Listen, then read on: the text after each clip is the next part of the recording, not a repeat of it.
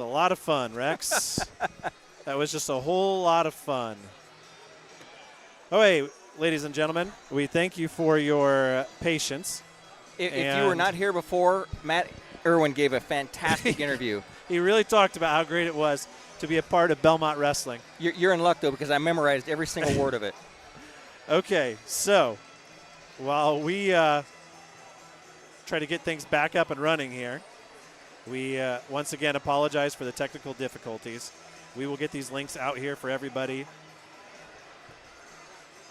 and do the best that we can, Rex. We're going to have 5 JV matches. I do know that. And we're going to have 48 bouts here in the varsity. It's all part of our coverage here of Bellmont and Adams Central. And, Rex, as we try to get our bearings here, let's start with a round of commercials. And we'll try to bring everybody back in, including those on the radio. And we'll see what we can do from there. You're listening to High School Wrestling here on WZBD.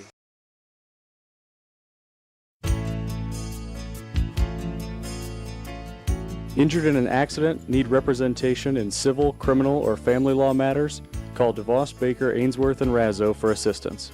Our office has experienced trial lawyers who can guide you through the litigation process and provide you with quality legal service at competitive rates. Call 724-2129 to schedule an appointment with one of our attorneys or visit our website at devoslaw.com for more information. No matter your age, health and life insurance can be confusing and overwhelming. This is Derek Bailey with Bixler Insurance. Whether you are currently on Medicare or will soon be qualifying for Medicare, we have the products and expertise to meet your needs. Under age 65 and looking for health coverage? Interested in protecting your family from an unexpected loss with a life insurance policy? We can discuss options to assure your peace of mind. Call Bixler Insurance today to schedule your free appointment. Looking for unbeatable deals? Head to Kelly Auto Mall of Decatur. With over 70 years of trusted service, we offer Ford, Chevy, Chrysler, Dodge, Jeep, and Ram all in one location.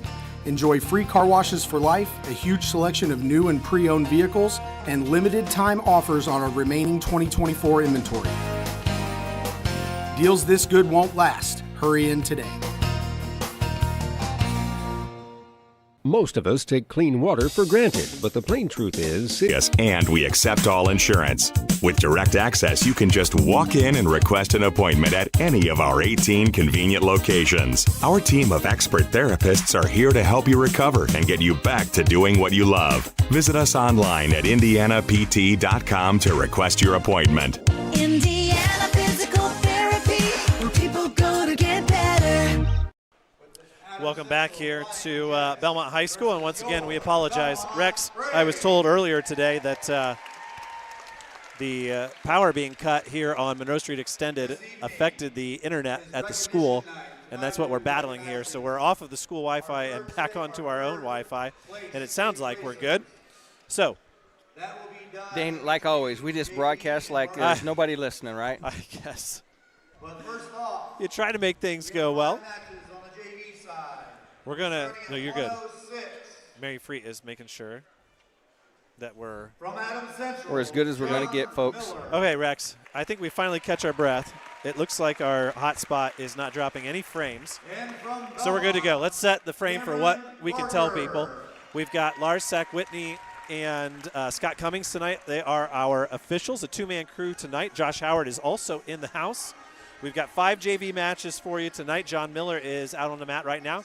He's going to be taking on Cam Barger. And, Rex, what can you tell us about why Cam Barger's out there wrestling JV? Well, it's because I ran into a young man at Walmart today dressed in his Bellmont wrestling warm-up, and it happened to be Jacob Vinegar with no cast on his hand, and he said, yeah, I just want to wrestle off. And I said, you in the lineup tonight? And he said, yes, he is. And he looked pumped. He's been out the whole season, and I think he's ready to go tonight.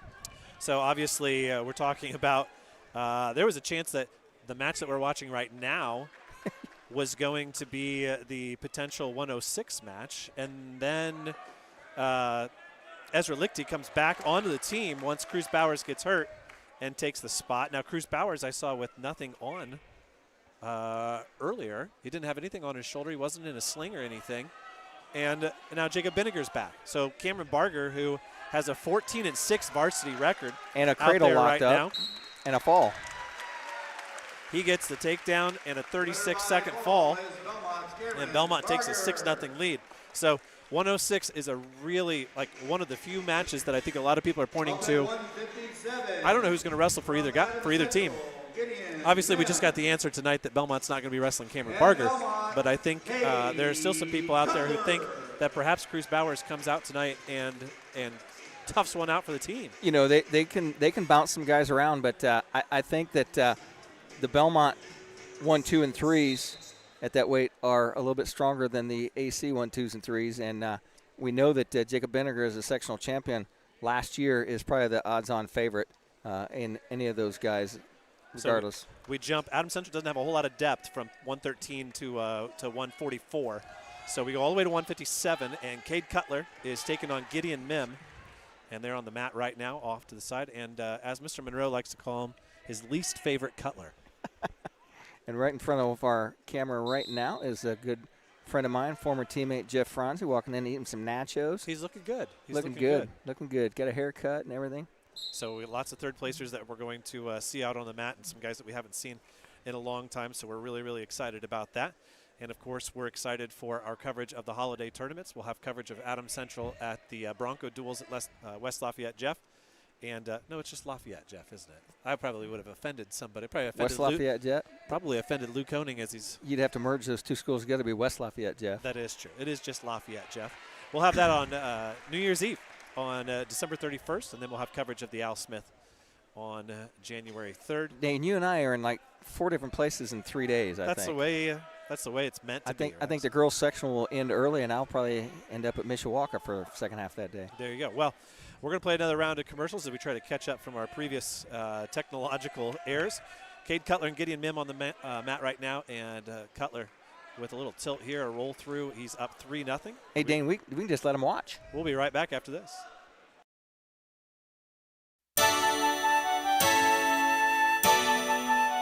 You may not know it, but Hitzer Patio and Fireplace is the perfect gift center for most everyone on your gift list. Big Green Egg Grills, Gift certificates, tabletop pellet grills, Pelican premium coolers, cast iron kettles, and Dutch oven.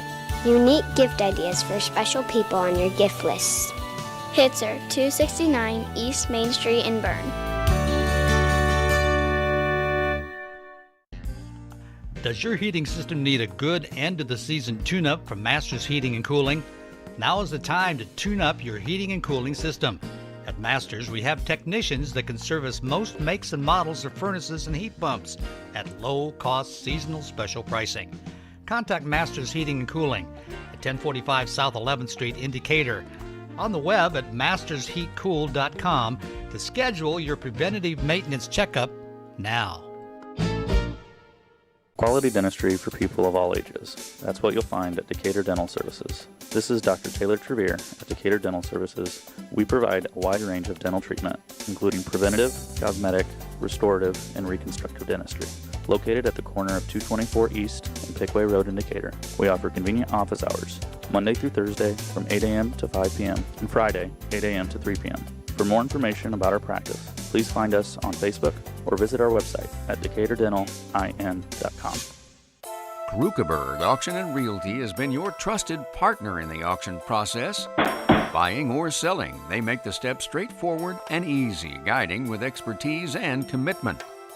A family-owned local business, not just auctioneers, your neighbors supporting local athletics. Feel confident you're in the right hands. Call Krukeberg Auction and Realty today. Experience the difference with family you can trust. At Three Rivers Federal Credit Union, we're focused on empowering you to achieve financial wellness by offering the resources and support you need every step of the way. We're equally committed to bettering lives in our region through volunteerism, community funding and partnerships, college scholarships, and more. We give back to the people, places, and ideas that matter most to you. Learn more at threeriversfcu.org. Three Rivers is federally insured by the NCUA. Welcome back here to Bellmont High School. Rex and I are earning our pay tonight.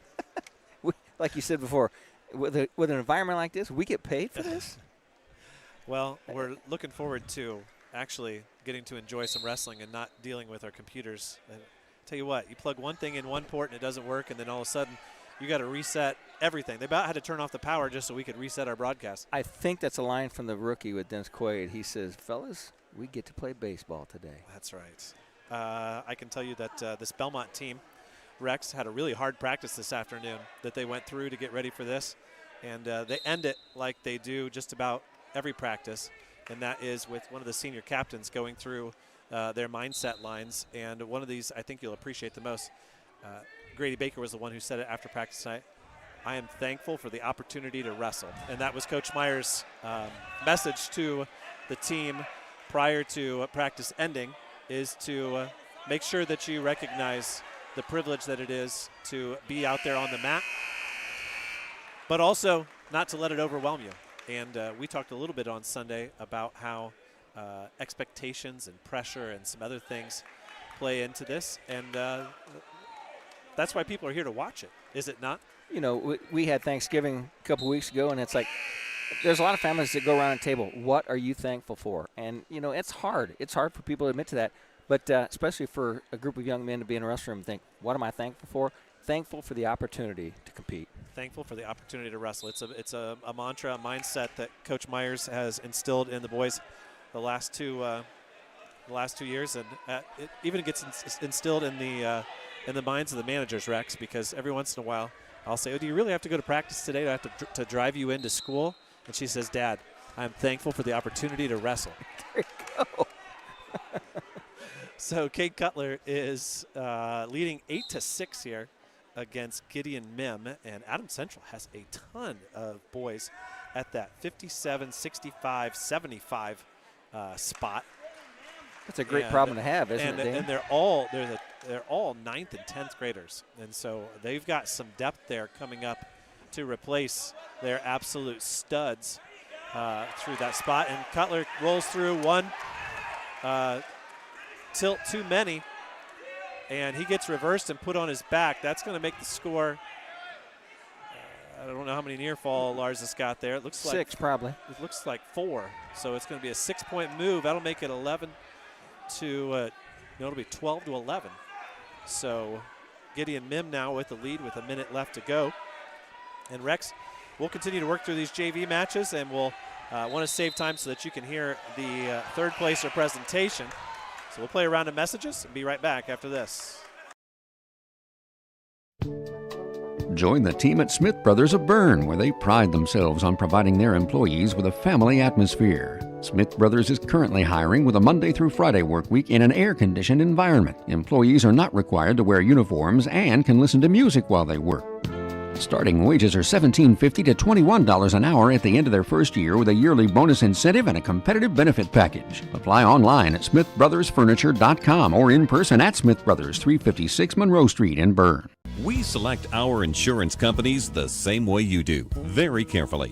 When you work with us, you can count on receiving fast, courteous, and professional service and quality protection through Auto Owners Insurance. For a no-problem approach for your life, home, car, and business insurance needs, ask us about the No Problem Company, Auto Owners Insurance. See Toby, Mark, Kyle, or Barb at Graber Insurance with offices on Highway 27 North in Bern and 623 West Monroe Street in Decatur. Hey, do you know when and where we can recycle in Adams County? Well, I know you can recycle from 8 to 4 weekdays and Saturday 8 to noon at the transfer station next to Golden Meadows. Okay, where else? In Decatur, behind D&D Marathon on the east side of town on Thursdays, Mondays at Simon Manufacturing 27 South in Bern, and in Monroe on the third Tuesday at the fairgrounds. Plus, you can always get the latest info at adamscountyswmd.com. Thanks. When you need building materials, you need Arnold Lumber, 425 Winchester Street in Decatur, featuring lumber in a wide choice of sizes, plus doors, windows, roofing, and more. Whether it's a complete new home or remodeling, a new deck or deck repair, a new kitchen or a kitchen update, whether it's an erected or materials-only garage or pole barn package featuring quality metal, free professional designs and estimates. Arnold Lumber provides it all. Open 7 to 5 Monday through Thursday till 4:30 on Friday and 11:30 on Saturday. Adams Sports Medicine provides certified athletic trainers at many high school athletic events. These trainers specialize in injury prevention. Dr. Robert Kinney is board certified in physical medicine and rehabilitation as well as sports medicine, while Dr. David Coates is board certified in orthopedic surgery. Both Adams Medical Group physicians will be there to provide non-surgical and surgical care. Visit adamshospital.org or call 1-833-724-DOCS to schedule an appointment. A late reversal by Cade Cutler gives him back the lead at 14-12. A missed locked hands call. It wasn't necessarily that Lars missed it. He just wasn't in the position to see it, Rex. We had a real good view of it. And he didn't. He went the wrong way around, basically. 2 seconds left, and Cutler's going to win this one. It wasn't easy. And, Dane, that's what you call an old-fashioned cowboy fight right there, baby. That was. And if we get 4 or 5 more bouts like that tonight, the roof's going to come off this place because people were screaming and yelling for that one. And it's just the JV match at 157. Up next at 175, it'll be Griffin Bloom and Kyle Schaefer. Kyle Schaefer, a freshman from Bellmont. Griffin Bloom, a freshman from Adams Central. I think Griffin was one of those young men that had a broken leg part of the football season, was out of the lineup till about last 2 weeks of the season, I think. So many people in the house that haven't seen in a while. I saw Phyllis Hebel was here, former administrator here for the athletic department. I saw 2 young ladies that put their name on a map for Bellmont female wrestling, and I think they're going to take up and take that case forward next year. Yeah, Andre Hernandez and Trinity Coyne are both there. You actually probably can see them on the webcam directly across from us. Of course, Helen Mankey is here. She was showing me some pictures of Jimmy Mankey, who is in the house tonight, as well as a lot of the other third placers. The professor. We talked to Matt Irwin. I don't know if anybody Matt else Irwin had the best interview of the night, and I memorized it word for word, and he basically talked about, he's been a lot of places. He wrestled in college. He's coached some places, and there are matches, there's areas of the state that don't realize what it's like to be a powerhouse county like this. And there's a young man that just made his way on a free night, believe it or not. Doesn't have stripes on, but he's here to witness a great match. And he offered you an interview, didn't he? Yeah, I think we'll get to him at some point tonight. I know we got to, somebody can go find, if somebody's listening and you want to text Mickey Freet to tell him to come back here, we'd be happy to talk to him now that we're on the air. I don't know if we can find him. There's a lot of faces to identify around the way. Usually he's sitting there. Yeah, he's got a baby in his hands now. Yeah, he's playing grandpa now. He's being grandpa. I should have known. It's kind of like church. You expect, where people sit, and you look for them. And if they're not sitting in the right seat, then you don't know, don't know where to look for There's them. a guy right in front of you. You can tap him and have him just come up here. We can get him in here if you want. I don't know. He's giving Lars some pointers over there, I think. Mr. Sack Whitney. Well, right now, Kyle Schaefer trails 6-4 against Griffin Bloom here at 175. Our starting weight tonight is going to be at 165 pounds. And we've heard some whispers, some rumors, some murmurings of some potential lineup changes there for Bellmont as well. Bellmont really likes the ability. They feel like Sam Wolpert's best weight is at 150, but they have no problem putting him at 57. They really think that Charlie Farouk can wrestle 50 or 57. They really like Austin Manley up against some of the bigger guys, and they have no problem throwing Owen Shane in a couple of different spots. And so we'll be interested to see. It's going to be a chess match tonight, I can guarantee you. We'll maybe talk to Josh here when we get a chance after this next commercial break to talk about odds and evens and coin flips, because with that being the starting weight, I think that's going to be really important, because one of the teams will have to choose who is going to step out on the mat at 165 first, and then the other team will get an opportunity then to match it. And then it'll flip-flop the other way. A lot of people don't realize that about a dual meet. You're looking, there's a chance to flip down low, a couple of chances at 106 and 13. There's chances at 65, and then there's other chances that I think the big flip should be saved into 215, 190 heavy. That right there, that's for Bellmont, it's does Palacios wrestle 190 or 215, and for Adams Central, it's you got two 215-pounders, and which one goes where? I was talking to the X-Man, and I asked him that question. He kind of had a look on his face like he wasn't supposed to stand. He goes, I haven't been told the game plan yet. That's top secret information. That's got one of those ribbons on it that you got wax on it and everything. So, One thing we can tell you, it's not going to be Doug Hamilton tonight. I think he's done for the year. He tore up his knee earlier in the week, and so that does eliminate one of the options for the Braves. But he said Blake Christner was penciled in as the starter in that spot. Yep, that's where he is. And Kyle Schaefer now looking to come up with the fall here. He trails. He gets the fall, 3 minutes and 16 seconds. 2 good close matches there, Dane. And it'll bring up to 175, Hank Nussbaum for Adams Central and Braxton Arriaga for Bellmont. We're going to play another round of messages. I want to thank everybody who's listening on 92.7 FM. We want to thank Steve Rouse in the studio who stood by silently and did not text us and tell us all the problems that we were having because he knew that there was plenty of people letting us know. So we appreciate that, and we'll continue with our pre-match show right after this. 9 miles from Monmouth and 9 miles from Fort Wayne, situated on 27 just south of 469, sits 9 Mile Restaurant, your home for great meals since 1837. Providing home-cooked meals to travelers between Decatur and Fort Wayne for over 180 years, 9 Mile has stood the test of time as an institution on the southern edge of Allen County. With seating on the family side, the bar side, and outdoors, there's always a reason to stop and have a meal. 9 Mile also has a full-service bar and a professional service that can cater your next event or party. The next time you're on your way to or from Fort Wayne, stop in. If you've gone the distance, welcome to 9 Mile.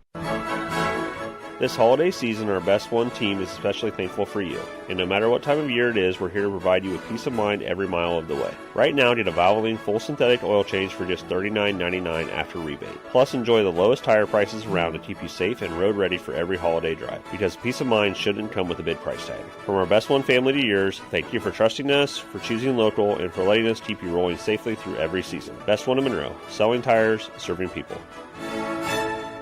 Don Myers Plumbing and Heating in Bern is your American Standard home comfort dealer. American Standard has been in business for more than 100 years and welcomes Don Myers Plumbing and Heating of Bern as one of their independent dealers. Don Myers Plumbing and Heating and American Standard will provide your home or business with energy-efficient heating and cooling equipment, saving you money. Don Myers Plumbing, Heating and Cooling at the east edge of Bern on Adams County Road 000, your American Standard heating and air conditioning dealer.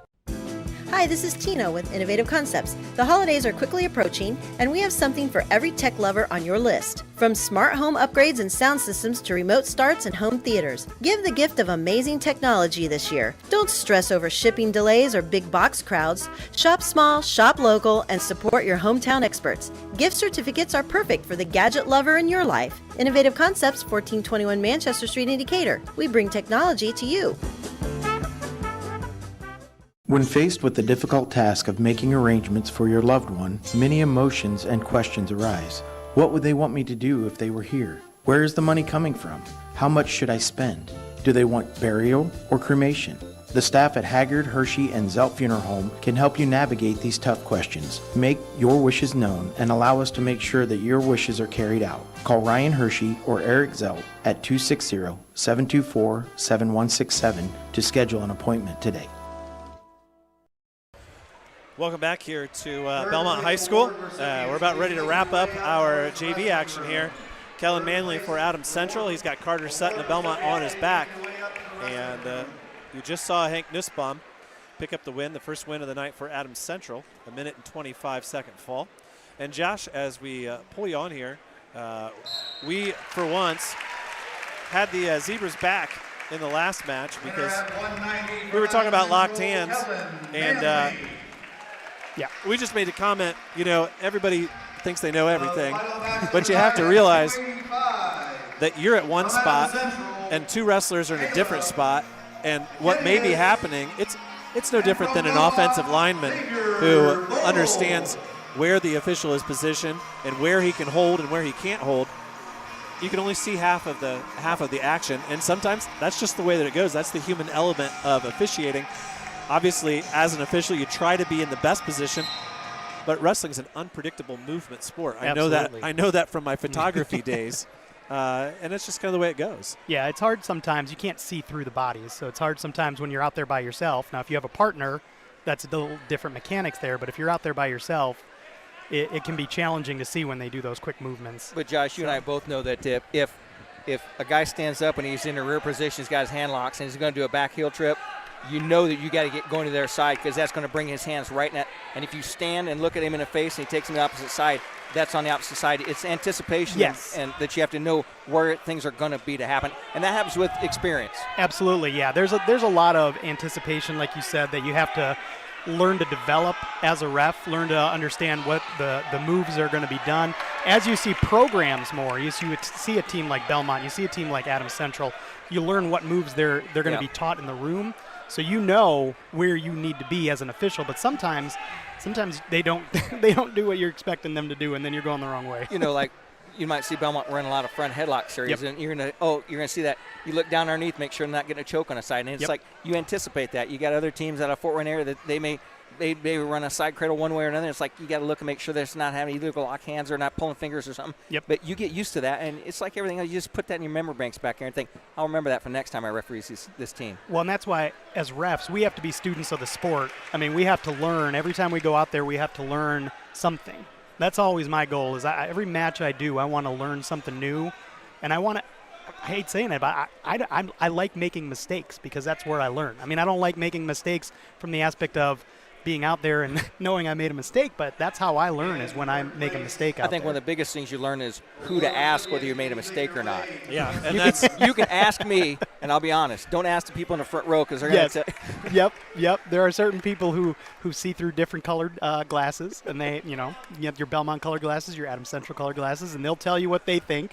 That might not necessarily be the right thing, but... And that's one of those things, too, where we talk a lot about officials working with young wrestlers on the mat. Sometimes it's up to veteran coaches to help out young officials. 100%. And to treat them differently than they would treat you or Scott or Lars on a night like tonight. Yes, and that is a huge point of emphasis for us as officials. Because of the shortage we have, we make sure we let coaches know if we go to an event, if I go to an event and I got a young official with me, I'm going to let the coaches know, hey, he's a young official, he's new.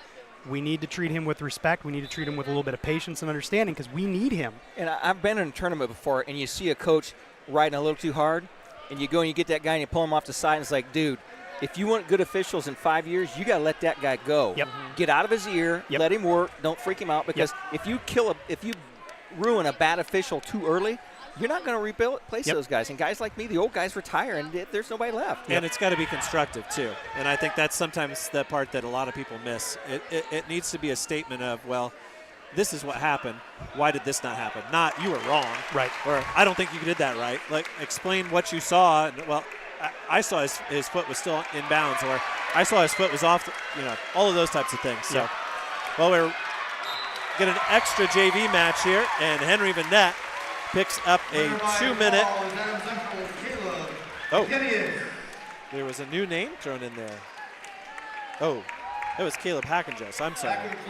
I had the wrong one. Caleb Hackenjos is the winner. Had my wrong AC JV heavyweight there, but now we're good. And Josh, thanks for joining us for the pre-match interview. We'll see if we drop you in here for another bout later on in the match. I'll be here if you want me. Okay, sounds good. You keep those guys on their toes and tell them they're doing a good job whether or not the crowd says it or not. I will do that. All right, with that, we'll take a break and play some messages. We'll be right back after this. Renowned around the Midwest for his skills and his creative abilities, Nate Bowers and the team at Bowers Paint Studio in Decatur work with a wide range of clients, from collision repair to custom paint jobs for classic cars and motorcycles. Located on Monroe Street on the west side of Decatur, Bowers is your place for body work too, whether it's getting your ride back on the road or finally getting that classic car, the paint job you've always wanted. Stop by or give Nate a call to put the best in the business to work for you. Why lose out to pain? Visit Dr. Carla Grody at Grody Chiropractic, 320 West Monroe Street, Decatur. She's a specialist in the utilization of proven non-force techniques to treat injuries of all kinds requiring professional chiropractic care. Call 724-2510 for an appointment with Dr. Carla Grody. Open Monday through Thursday, closed Friday and Saturday. Grody Chiropractic, 320 West Monroe Street, Decatur. Expert Transmission on US 224 in Decatur and on US 124 in Bluffton is the place to go for not only transmission help, but also full-service general auto and truck repair. Matt, Corey, and Tyler at Expert Transmission are experienced and ASE-certified mechanics who can diagnose and fix your family or work vehicle. Call Steve or Dustin soon to set up an appointment. Expert Transmission has the best warranty in the business. 5 years and 100,000 miles on a new transmission and can give you a free estimate. Call today at 724-2434 or like Expert Transmission on Facebook. Two Brothers Bar and Restaurant, located on the corner of 3rd Street and US 224 in the heart of downtown Decatur, is your home for great meals, a cozy atmosphere, top-of-the-line catering, and now free meals for kids. That's right, this summer on Tuesday and Wednesday nights, kids under 10 eat free with the purchase of just one adult meal. Whenever you come, Two Brothers is the place to sit and enjoy a meal. Offering burgers, wings, chili, ribs, appetizers, and nightly specials, Two Brothers has a banquet room, a bar side, and a family side. For your next meal, visit Two Brothers Bar and Restaurant in Decatur. Bad hair day? Bad day at the office? Bad day behind the wheel? Hey, stuff happens, even to the best of us. At least your car insurance rate doesn't have to take a hit. Get Erie Rate Lock from Erie Insurance. Gives you a great rate that stays put until you change a car, driver, or your address. Plus, seriously good service. Now that's something to smile about. Your Erie agent in Decatur is John Kins. Get a quote at 728-8888 or visit kinsinsurance.com. Erie Rate Lock does not guarantee continued insurance coverage and is not available in all states. Welcome back here to the TP as they take care of the last little bit of prep here. And Rex, this started as an idea of Coach Myers a couple years ago, always looking for ways to get more people to the matches and a way to connect not necessarily the past with the future, but I almost think the future more with the past. Yeah. And getting the boys on the team to understand some of these guys and what they meant to the program early on. And it started with a recognition and really a homecoming of the state champions. And then obviously he had the brilliant idea to invite the runners up and really make sure that they got their due for the accomplishment and the pressure that they were under wrestling in the state finals, many of them under the lights in a giant arena of 10,000 people. And I think the first loser, myself, dubbed that as Ricky Bobby night. And he took offense to it, but I'm telling him, it's like you have to understand the guys that took second have felt left out for 40 years. And when he brought that back, it was just really something special. Yeah, and so, I think the idea then kind of just extended to, well, why wouldn't we ask the guys who got third place back? Sometimes some of the guys have already been here. They got a first or a second. Some of the guys only wrestled in the state finals one year and got third, and that was it. But really it's just about creating an excuse for guys to come back, for guys to tell their wives, I got to be there. They're giving me something, and to come here. And so, we're going to take part in that tonight. And I think he has plans to extend it next year to 4th and the 5th and everybody down the line. Well, let's roll this back to the interview with Matt Irwin that you all didn't hear. But I asked Matt that, what does it take for you to climb the ladder from first to second to third, from third to second to first? And he said it's just a hunger thing. You know what you did not achieve. You go home, you work on the next one, you come back, you get one step closer.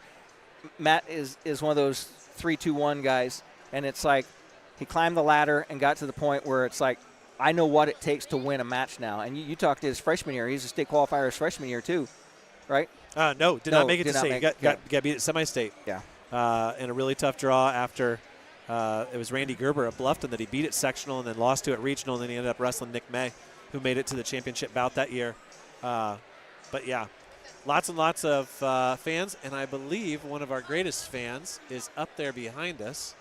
We got a text from Margie Tebow. She says, Merry Christmas, Dane and Rex. Oh, I thought you were talking about the judge. The judge went front row so he can. She's behind us. I don't know where she. The judge went front row down next to Lumpy Mendez. One of my favorite things about broadcasting an Adams Central match is getting a message from Margie to let us know that that she's listening, and she's listening whether she's here or whether she's at home. So. Well, your Adams Central photographer is up in the stands to watch her son wrestle. If she's not, don't have her working tonight? No, she is. She is. Okay. And I told her, now you got to take pictures because she's usually just our Adams Central photographer. Yeah. You got to wear both caps tonight. Wear both caps. So. Not as fancy as the cap that you have on. No. 1 minute is the countdown. And we do have a microphone down next to Lenny Razzo, and we will try and pick up all of his presentation. I think we'll get a pretty good take on it. Dane and I's microphones will be muted Rex, down. I got my Santa hat on. and it hit me in the mouth, and now I got Santa white fuzz from the top of my Santa hat. Who knows where that thing has been stored for the past 11 months? Well, yeah, no kidding. People continue to file in from the upstairs and are looking to their left and to their right and filling in kind of equally on all 4 parts. So I don't know. I did ask the athletic department at Bellmont how many they had 2 years ago when they first tried this, and they didn't have it on hand, and they didn't have a chance to look it up. But there's a pretty decent crowd here. The weather is nice, which helps. It being the 23rd, and it's just kind of, Coach Myers actually fought for this date and said this is when it needs to be. It needs to be when people are home for the holidays and all that kind of stuff. The rec's been pulled away. So, Dane, I did see the guy on here. I forgot Daniel Myers in the house. He's our last 2011 guy. What a season he had. So let's turn it over to Lenny Razzo, one of our great supporters here of high school wrestling with WZBD. In the state of Indiana.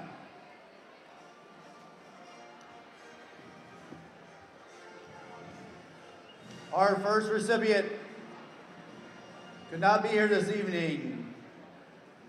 First one is Steve Carter. He was a 2-time conference champion, 2-time sectional champion, 2-time regional champion, semi-state champion, and placed 3rd in 1979 and 1980. Please give it up for Steve Carter. I thought Meyer was first. He is.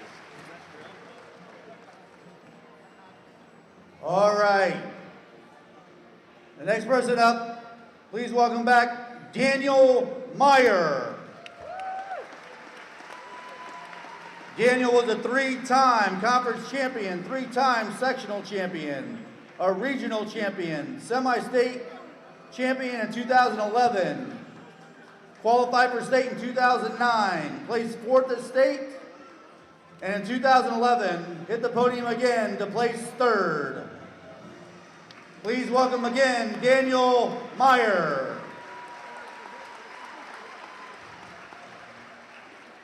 And next up is Ryan Baker.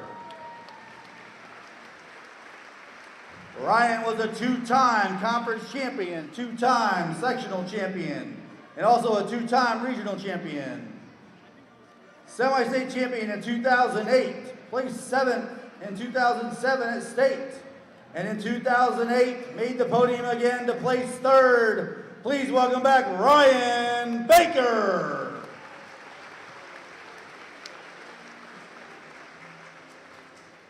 Next up is Matt Irwin.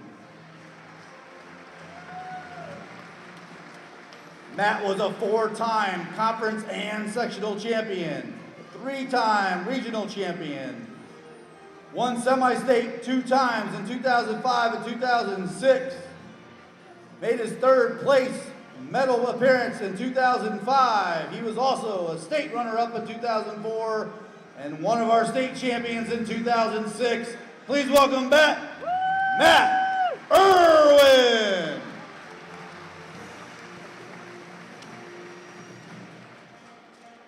This guy lives out of state now, but we want to welcome back Tim Ortiz. Tim was nominated as being a team member on the Indiana All-Stars in 2002, with a 2-time conference champion, sectional champion in 2002, a state qualifier in 2001, and made his way to the podium in 2002 as a 3rd place state.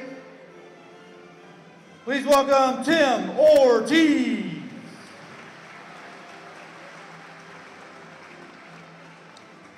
Next up is John Sheets.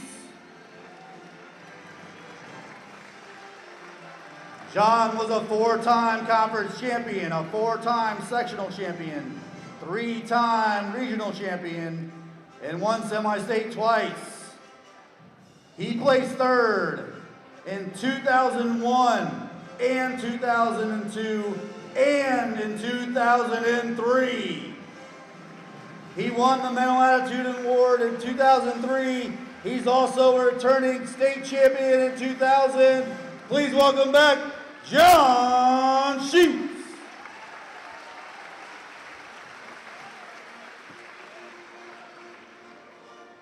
Now up is Randy Baker. Randy was a 3-time conference champion, a 3-time sectional champion, 3-time regional champion, and won semi-state 3 times as well. He placed 7th in state in 2002, placed again at 6th in 2001, and he made it back into the podium as a 3rd place finisher in 1999 and 2000. Please give it up for Randy Baker.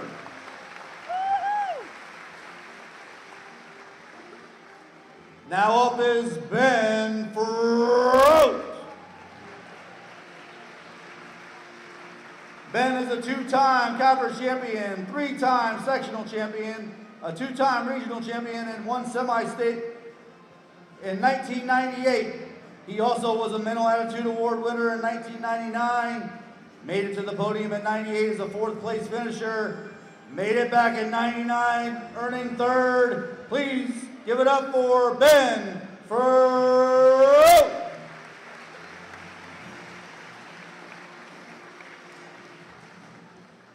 Now we bring out Jimmy Makey.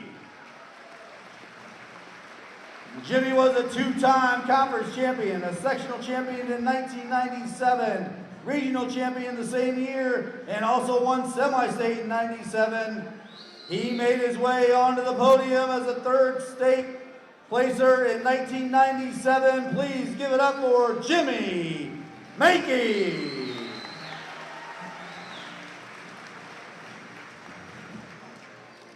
We've seen this guy here before. Please welcome Paul Baker.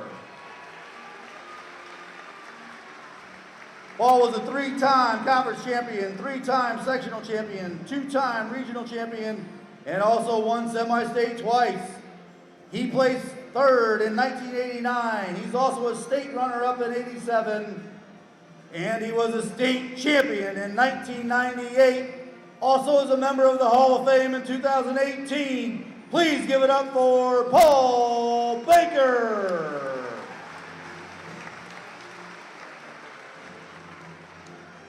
Next up is John Froat. His award will be received by Parker Burkholder, his nephew and godson. John was a 4-time conference champion, 2-time sectional champion, 2-time regional champion, also won semi-state twice, placed 3rd in 1998, and also was a state runner-up in 1987. Please give it up for John Froat.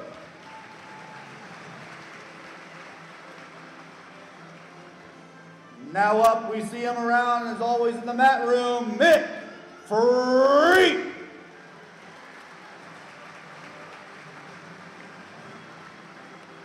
Nick was a 2-time conference champion, 2-time sectional champion, 2-time regional champion, qualified for state in 1984, and then made his way to the podium as a third place in 1985. Please give it up for Mick Freak. Have a heart attack. And finally, we see this gentleman here too. Please give it up for Chris Malin. Chris is a 3-time conference champion, a 4-time sectional champion, 4-time regional champion, won semi-state 3 times as well. He got his 3rd place in 1977, was a state runner-up in 78, made it to the top of the podium as a state champion in 1979, is also a member of the Hall of Fame in 1999. Please give it up for Chris Malin. Mongo. Please, everyone, please stand up and give your round of applause for these wrestlers that made it to the podium as 3rd placers. That's a great sight, Rex. So many people here to be able to honor these guys. and they'll enjoy these pictures. We thank Lenny Razzo, our super fan, for doing that for us. So got our mic down there. And the next commercial break, I'll go take it away from him so they actually accidentally talking the wrong microphone down there. Yeah, with that, we'll play our commercial break, and we'll try to get our intro back again. And then we'll be back talking about this varsity lineup right after this. Finding a reliable, affordable, and professional electrician is difficult these days, but in Adams County, there's a name you can trust, and it's Phil Blakey of Blakey Electric. Serving Decatur and the surrounding communities, Blakey Electric does residential and commercial electrical work, both inside and outside. Give Phil a call today at 724-8049 and tell him about the work you need done on your remodel, new building project, or any other electrical project. Leave it to the experts at Blakey Electric, 724-8049, to take care of all of your electrical needs. Locally owned and operated by Shane Reynolds and family, DDD Maintenance and Repair is your place to go for heavy-duty truck and diesel engine repair. Located just outside of Monroe, DDD Maintenance and Repair also offers sand and glass blasting for all of your surface restoration projects. Whether you're looking to get your truck or diesel engine to run like new, or your metal restoration project to look like new, we have a blast renewing the past. Give Shane and the guys a call at 223-5442. That's DDD Maintenance and Repair. Miller Land Surveying is one of Northeast Indiana's premier full-service land surveying firms. From lot and boundary surveys to large topographical, commercial, and industrial surveys, Miller Land Surveying can help you with all of your surveying needs. With a seasoned staff, the latest technology, and a drive for perfection, rest assured your project will be done professionally and efficiently completed every time. MLS is proud to support today's broadcast and encourages everyone to get out and support local athletes. Pampered Coach is a family-owned, community-minded business dedicated to providing the best sales and service for all your trucking and trailer needs. Pampered Coach on 930 at the edge of New Haven specializes in day cabs and sleepers. They also have a wide selection of new and used trailers. Celebrating 40 years in 2024, the guys at Pampered Coach offer a full-service department for both trucks and trailers to go along with their outstanding sales department. Visit pctrucks.net or visit Pampered Coach in person on 930 in New Haven. Who wants a complete smile? Or maybe it's just time for a dental cleaning and exam. Visit Dr. Laura Kugelhahn and her gentle, knowledgeable, and caring staff at Complete Smiles, located at 1133 North Main Street in Bluffton, Indiana. Dr. Kugelhahn would like to help you maintain your dental health or transform your smile. Complete Smiles is there to help you. Dr. Kugelhahn is currently accepting new patients. Call 824-3100 today to schedule an appointment.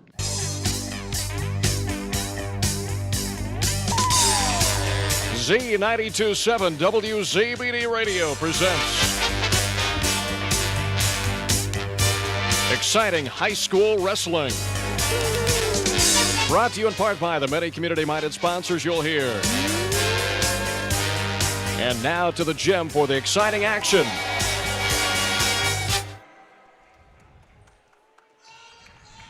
There it is, Rex. I was waiting for it just like you were. There are a few things more iconic in local high school athletics than Bellmont running out at home to Crazy Train. And I've said this before on the air when Blaine Culp said his Columbia City Eagles were looking for a walk-in song. I said, we're going to have Crazy Train. He said, no, you cannot have Crazy Train. That's Belmont's. And he said, you have not earned that right or distinction yet. So he understands the value of that song. So, Rex, to the best of our knowledge, we are beginning at 165. Mary Freet was the one who drew the, I don't know what Scott had in there. He had a nice little... Poker chips or something? He had a nice little velvet bag in there that he had the weights written down on chips. Now, I ain't going to spill the beans, but I think it was a Crown Royal bag. There probably was. That's okay. It's a nice way to hide them. And so we start at 165, and obviously, if we're talking about our normal 165s for these two teams, we're talking about Austin Manley, a sophomore, off to a 13-7 start. And for Adams Central, undefeated and number 8 ranked Brayson Shorgen, who is off to a 13-0 start. Then we move to the 175s. Landon Rich for Bellmont, the senior, 6-10. He'll take on Xander Schwartz, who is down from 190 to 175, 11-2 on the year. At 190, Xavier Palacios is one of 2 Bellmont unbeatens. He is 21-0. And Rex, let me add these up here again. 64, 111, up to 132 wins now is Xavier. And he'll be taking on Max Nussbaum, the sophomore, who is 11-2 so far this year. Then we get up to the hairy spot, 215. We've got Blake Christner penciled into the lineup. He is 3-9. And for Adams Central, most of the year it's been Ethan Funk, the senior, who is 12-1, a semi-state qualifier a year ago. But we've seen Funk and Beer flip-flop. We have. They are both 215-pounders. And at 285, then we, of course, expect to see Grady Baker. Grady is off to a 19-2 start on the season. We know one thing. Grady Baker will not go 215. And he will not wrestle 106. They will not bump him up this week. At 285, then we expect to see Ryan Beer, the freshman from Adams Central, who is 7-6. Then we roll up to the 106s, and to the best of our knowledge, Rex, your good eyes are supposed to be telling us who's warming up here. I see Cruz Bowers is on the bench. He is on the bench. All right, so we expect to see Ezra Liechty, the senior, who is back on the team, 4-1 on the year. And we also expect to see Jacob Binniger, semi-state qualifier and sectional champ as a freshman. 0-0 on the season. For his first match of the year. Then at 113, it'll be Owen Macklin, a freshman for Adams Central. And at 19-2, Bellmont freshman Bradley Baker. When we get to 120, Oliver Farrow, another freshman for the Bellmont Braves, 14-7 on the year, will be taking on Jaden Fiesel at 6-7. At 126, Ben Mills is 19-2. The junior off to a great start. Colton Everett is just 4-9 for Adams Central, so the Braves will be heavily favored there. Then at 132, it will be Cale Beer, who is undefeated, 13-0, and he'll be taking on Luke Rubel, 5-6 sophomore. We've also seen Landon Sealscott in that weight as well. Then at 138, Jackson Bingham is back for the Jets. He may be up at 144. It may be Miles Carr. He's a senior at 8-5. Henry Farrow at 21-0. At 144, we expect to see either Carr or Bingham or Clay Fichter, if you can make sense of all that. All three of those wrestled in the New Haven 10-weight last week. And one thing we want to let everybody know, they will not all three be wrestling at the same time. They will Tag team, over the rope. Over the rope. Gabe Myers, though, will probably be out there for Bellmont. He's 19-2 and off to a great start as well. Then at 150, it will be Mav Dubois, undefeated on the year, returning state medalist, one of only 2 out there on the mat between these two teams. And we expect to see senior Sam Wolpert. Sam is 17-3 on the year. And then the 157s will be the hammer. And if you're Adams Central, the one thing you could take as a positive away from that starting weight is that you got Dylan Ogg as your hammer. Yeah. And of all the guys on your team that you want as your hammer, he's probably it. He's undefeated. He set the school record for most wins last year. Semi-state champ. He had Belmont's number last year against Henry Farrow for Bellmont. We expect to see freshman Charlie Farrow at 17-3. So Dan, the way the old saying goes, your hammer is only good if you got a nail underneath it. Yep. And if you don't have enough points to get there, it leaves your hammer, ineffective. And you got to be within reach for the hammer to make a difference. So we continue here in our pre-match show. We want to give a shout out to all of our advertisers and sponsors who've helped us finally get this broadcast up and running after some technical internet shortages and difficulties. We will continue to work through our ads and tell you a little bit more about the key matchups in this one. It's all right here on 92.7 FM. The loss of a room in your home due to a storm, a flooded basement, or even worse, a house fire are all events that will change your life forever. And it can be even more of a nightmare if you choose the wrong contractor to repair and rebuild. That's where K&R Contractors in Decatur come in. The guys at K&R use the same software as the insurance agencies, and they're at the forefront of the industry in this area when it comes to storm damage restoration. Look them up at K&R Contractors and trust them to get your home or property back to the way it should be. Soul Pig Barbecue on 2nd Street in Decatur, across from the courthouse, features traditional and not so traditional barbecue, brisket, smoked meats, pulled pork, wings, burgers, soul food, steaks, fish, seafood, and a full bar service. Bring the spouse and the young ones to Soul Pig and enjoy the family side or dine on the bar side. Large portions ensure no one will go home hungry after a Soul Pig meal. Follow Soul Pig on Facebook for the daily, weekend, and entertainment specials. Your family deserves the finest in quality foods and service from Manly Meats, just 4 minutes east of Monroe. We are committed to continuing the tradition of country quality meats, a complete deli, custom butchering, canning, and catering. Plus, with the holidays just around the corner, think of us for turkeys, steaks, prime rib, party trays, and more. And don't forget, a Manly's gift card is always appreciated any time of year. Make Manly's your destination for the finest meats, custom butchering, and canning. Selling land these days is no easy task, so you have to have a pro. Justin Griffin with Schrader Auctioneering and Realty of Fort Wayne specializes in farmland, estate sales, and homes in the Decatur and greater Fort Wayne area. With over 2,000 acres sold in the last 5 years, Justin's knowledge can help guide you with your sale. Give him a call or visit www.schraderfortwayne.com to find out more about how he can help you with your sale. Timmy Takedown Tree Service on US 224, 3 miles east of Decatur, has firewood for sale. $30 a scoop, $75 for a 6-foot bed, $85 for an 8-foot bed. Timmy Takedown Tree Service can give you a free estimate on removing storm-damaged trees, grinding stumps, or trimming trees. Call 728-9120 and talk with Jake to set up an appointment. Timmy Takedown Tree Service has been in the area's best and most trusted tree service for 50 years. Stop out or call today. Welcome back here to the teepee at Bellmont as we continue to get ready for the big one here at the start of the holiday period. Everybody is off of school, and that includes Ike Rubel at Purdue, and Ike is with us in the interview loft.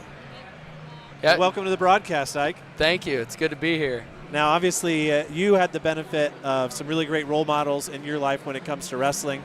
You had your older brother, you had your dad, you had your uncle.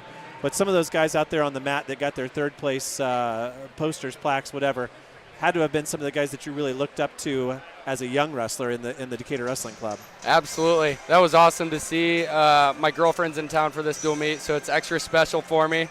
But just seeing those guys out there one by one, every one of them, I was just like, great guy, Sienna, great guy. You know, back to back. It was awesome. Wouldn't you love to see Daniel Meyer go out there and put the legs in on Grady Baker and just show him how it was done? Oh, goodness. Yeah, no, that'd be something special. So Ike, when I was in Cleveland, Ohio, sitting in front of Swenson's, which one of your teammates Purdue has asked for a galley boy? Oh, shoot, I can't even remember. That's a I can't. The galley boy is the local favorite over there, and all the guys, they ask Ike and his team, if tomorrow was the last day, what's your last meal? And this kid said, galley boy from Swenson's. Oh, so I took a picture and sent it to Ike and said, one of your teammates said this, so I had a galley boy for him. Well, you're talking about bringing your girlfriend here to the match tonight. We were talking earlier after practice.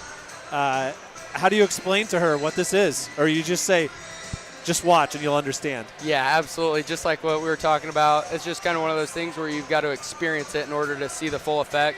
I've talked to her a bunch just about what wrestling means in this community and how it feels like a family here, even off the wrestling mat, because that's just a fraction of it. But it's what everybody sees, and I'm blessed to have her come here and be able to experience it, because I'm like, hey, this is, you know, a big part of who I am and who I love and who I like to represent. So I'm just blessed to be able to come here, bring her here, and show her what it's all about. Well, tell us a little bit. We got 90 seconds. Tell us a little bit about your season and where you are at Purdue and those types of things. Yeah, absolutely. It's been a great year so far. Me and Stoney Buell are sharing time up at 157. I was at 149 last year, which was quite the cut. It was a good year, but I'm up. I feel a lot better at 57. I've gotten quite a few matches this year, some good, some bad, always something to work on, but no, I'm feeling really good. This is probably the best I've ever felt. And I see a teammate of yours over off to the right. How's his season going? It's going good. He's chugging right along, and that's the thing is he's an underclassman. He's still learning and developing, so that's big for his career. I know I was certainly in that spot, and I'm still growing every day in the wrestling room and off the mat. And so they are talking about his buddy Keegan. Yep, Keegan Martin for everybody. There you go.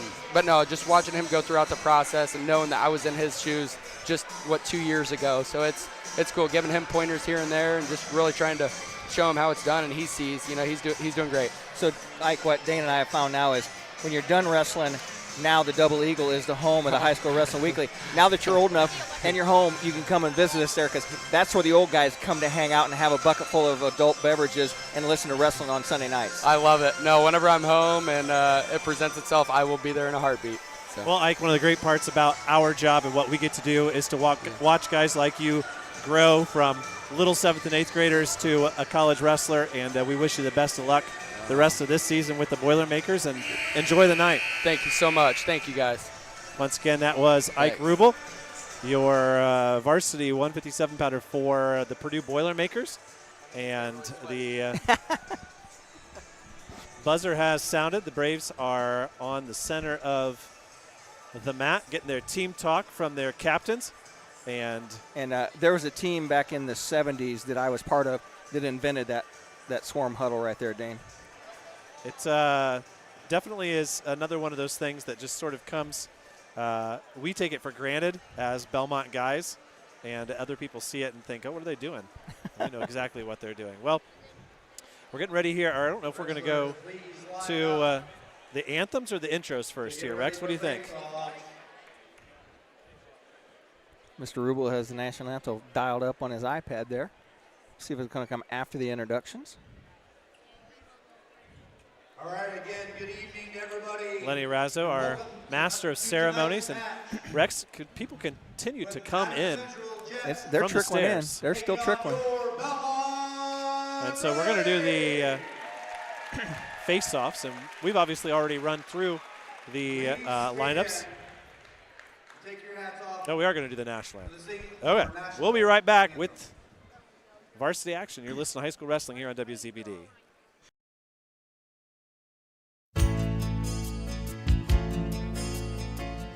Injured in an accident, need representation in civil, criminal, or family law matters? Call DeVos, Baker, Ainsworth, and Razzo for assistance. Our office has experienced trial lawyers who can guide you through the litigation process and provide you with quality legal service at competitive rates.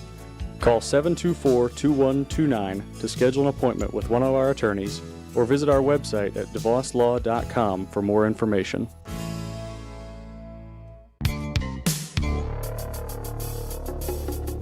When it comes to excavating, the name to know is Luganville Excavating. Luganville Excavating can do total site development, dig your basement or pond, put in your septic system, even grade and install your driveway. Call today at 849-0251 or like them on Facebook. Luganville Excavating has 40 years of experience, gives free estimates, and guarantees all of their work. When it comes to the dirty work, Luganville Excavating will get her done. Give Brent a call today. No matter your age, health and life insurance can be confusing and overwhelming. This is Derek Bailey with Bixler Insurance. Whether you are currently on Medicare or will soon be qualifying for Medicare, we have the products and expertise to meet your needs. Under age 65 and looking for health coverage? Interested in protecting your family from an unexpected loss with a life insurance policy? We can discuss options to assure your peace of mind. Call Bixler Insurance today to schedule your free appointment. Looking for unbeatable deals? Head to Kelly Auto Mall of Decatur. With over 70 years of trusted service, we offer Ford, Chevy, Chrysler, Dodge, Jeep, and Ram all in one location. Enjoy free car washes for life, a huge selection of new and pre-owned vehicles, and limited time offers on our remaining 2024 inventory. Deals this good won't last. Hurry in today. Most of us take clean water for granted, but the plain truth is cities work hard to keep our waterways and stormwater sewers as clean as possible. In the field and around the neighborhood, you are the city's eyes. What you casually observe can make a difference. So if you see signs of trouble, including odd odors, unnatural water color, or signs of dumping or spills, please notify the city immediately. Be proactive. Choose to make a difference. Get more ideas on the web at DecaturIN.org. Welcome back here as we're midway through the introductions. Ethan Funk coming out for Adams Central at 2:15. Blake Christner coming out of the shadows. And Rex, that's one of the biggest student sections that I've seen here at Bellmont in a long time. Well, how do you separate the student section from the regular fan base? The students have, for the most part, stayed in their section. Ryan Beer introduced at 285 as we expected.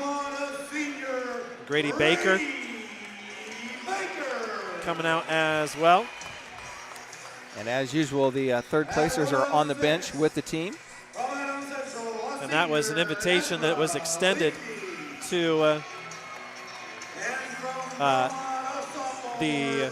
those who were being honored going back to the state champ night and last year as the runners-up. I didn't get to sit with them last year. No, you had to work. That's the thing that people forget. Well, I think I'd almost quit crying by the time I got back on air. Yeah, I did my best. Oh, let's see if I can tell you about some of our sponsors here. I think Bradley Baker wants to win in front of his father tonight, being honored for two. I think so too. Placers.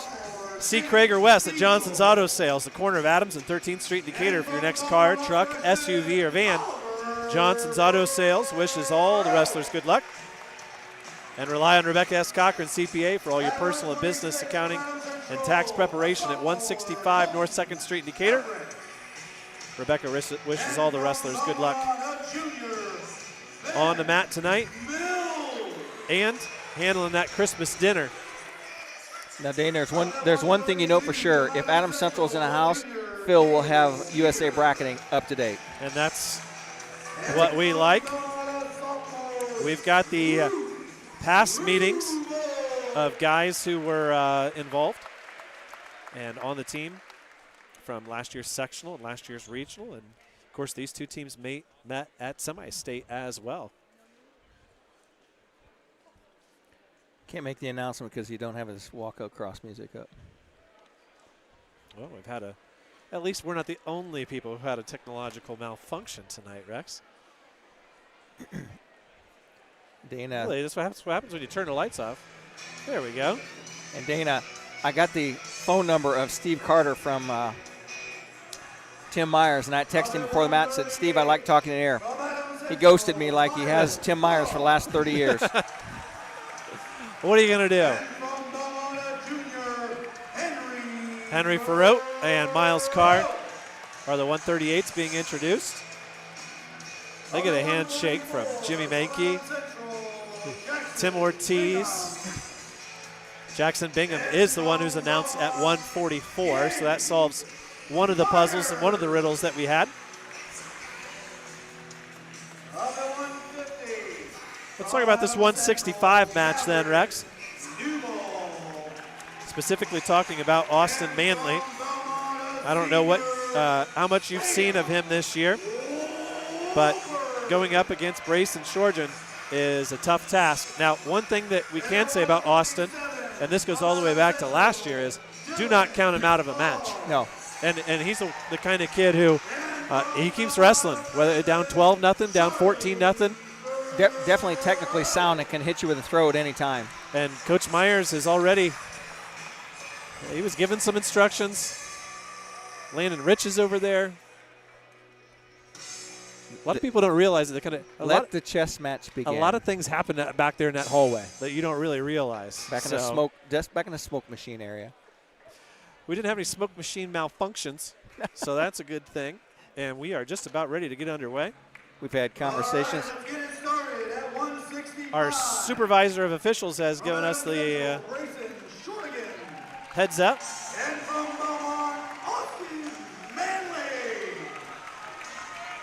Shorty reports first.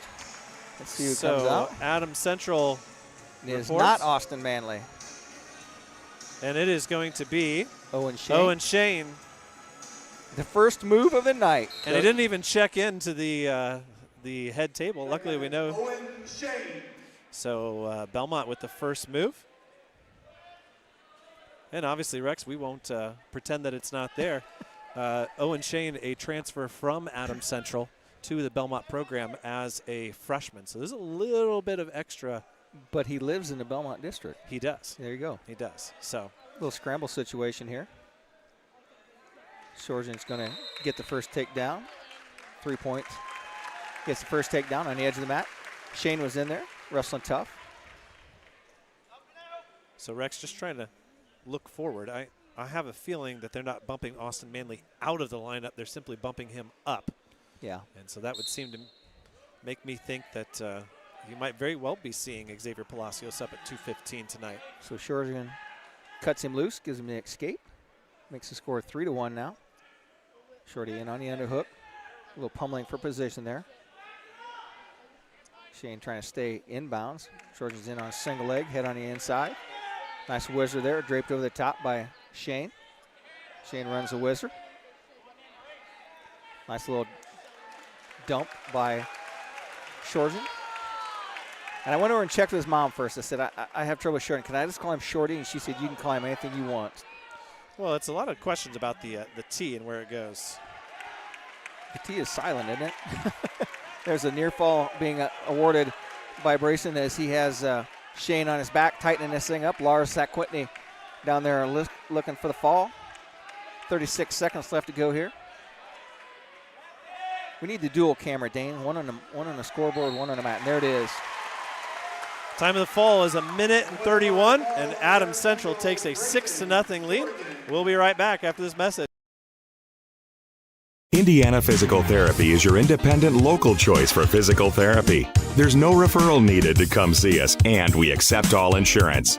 With direct access, you can just walk in and request an appointment at any of our 18 convenient locations. Our team of expert therapists are here to help you recover and get you back to doing what you love. Visit us online at indianapt.com to request your appointment. Indiana Physical Therapy, where people go to get better. Welcome back, and it is Austin Manley who comes out onto the mat for the Braves. Make sure that I marked my spot to know that I played it. And we are underway. Xander Schwartz taking on Austin Manley, who has bumped up here to wrestle at 175 pounds. He's going to bump out Landon Rich, at least for a time. And we have seen Schwartz at 75 and 90 most of the season, back and forth. First attempt is by Manley.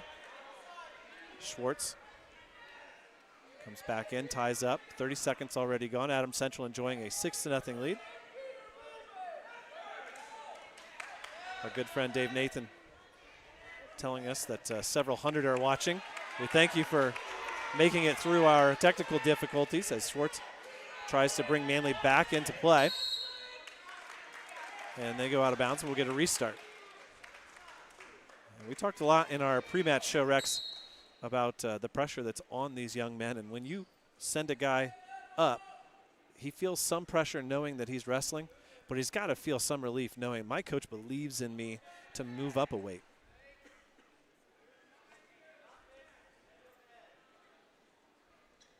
Minute left. Here in the first period, no score. Manley and Schwartz not doing a whole lot of tying up. No real shot by either wrestler. Little ankle pick attempted by Manley, so that's the only He didn't really follow effort. through, though, on No. it all that much. Just let Schwartz know that it's there. And Austin has a lot of Adams Central blood in his family lineage as well. And so that's one of the really cool parts of this rivalry is that it's not just any rivalry. It's neighbors, it's families, it's guys whose dads went to one school, moms went to a different school. There's people in that district that live across from the street from their cousins, and one cousin goes to Bellmont, one goes to AC. Schwartz gets behind Manley and takes him down. So Xander Schwartz scores first here at 175. He got behind. They were both on their feet. He lifted Manley up. Returned him to the mat. 5.8 seconds left. An opportunity for Manley to maybe gain back one of those points. I think the advantage definitely goes to the guy that's at his normal weight and against the guy who comes up a class. Yeah, certainly considering that Schwartz spent the first week of the season wrestling at 190. And 75 to 90 is a 15-pound jump, different from like 38 to 44. Schwartz hit with a caution before things went, and Manley does turn and face, and he's going to get one. Good timing. And just a nice nice jump off the whistle, and it's probably one of the reasons why Schwartz drew that caution. Manly will have choice, and they're going to defer. They're going to feel that they're in this match for 6 minutes, and they'd rather Tell you get what, to Dan, choose. there's a lot of coaching going to go on tonight here. A lot of coaching. Sanders Schwartz will choose down here in the second period, and we'll get underway. There's the whistle. Immediately to his feet is Schwartz. Manly can't hold him down. Schwartz turns, releases, and gets his one. That'll make the score 4-1. Shot by Manly, defended by Schwartz. Schwartz now in a better position. We're going to go upper body here. Not sure Manly's ready to throw quite yet. You got an extra 15 pounds to throw, too. It's all leverage, Dane. It's not strength. In on a shot is Schwartz, and he's going to lock up a side cradle. He's got Manly on his back. Near fall. Manly posting his arm, trying to stay off of his back. It's going to be at least an 11-1 lead for Schwartz. Manly do a nice job of fighting it off, but he can only fight so long. He loses the hold, and actually Schwartz betters his position. He's under the chin. 1:07 left. Manly arching on his back. Schwartz looking at Scott Cummings right in the eye. Austin Manly still raising that shoulder, and he's going to turn into Schwartz, and he's going to roll over to his belly. And it's going to be 11-1. Manly gets to his feet, and he's going to come after Schwartz now. Rex, we talked about this. This is what Austin does. He's not going to give up easily. He's going to stay in the match. And Dane, with the new points, 3 takedown, 4 near fall gets you, 9-11. You're back in it. So 11-2 is our score. 30 seconds left. Shot by Manly. Chin rip by Schwartz. He takes him straight to his back. This one's over. Scapula. 3 minutes and 40 seconds. Adams Central 12-0. They lead after just 2 bouts. Right back with 190.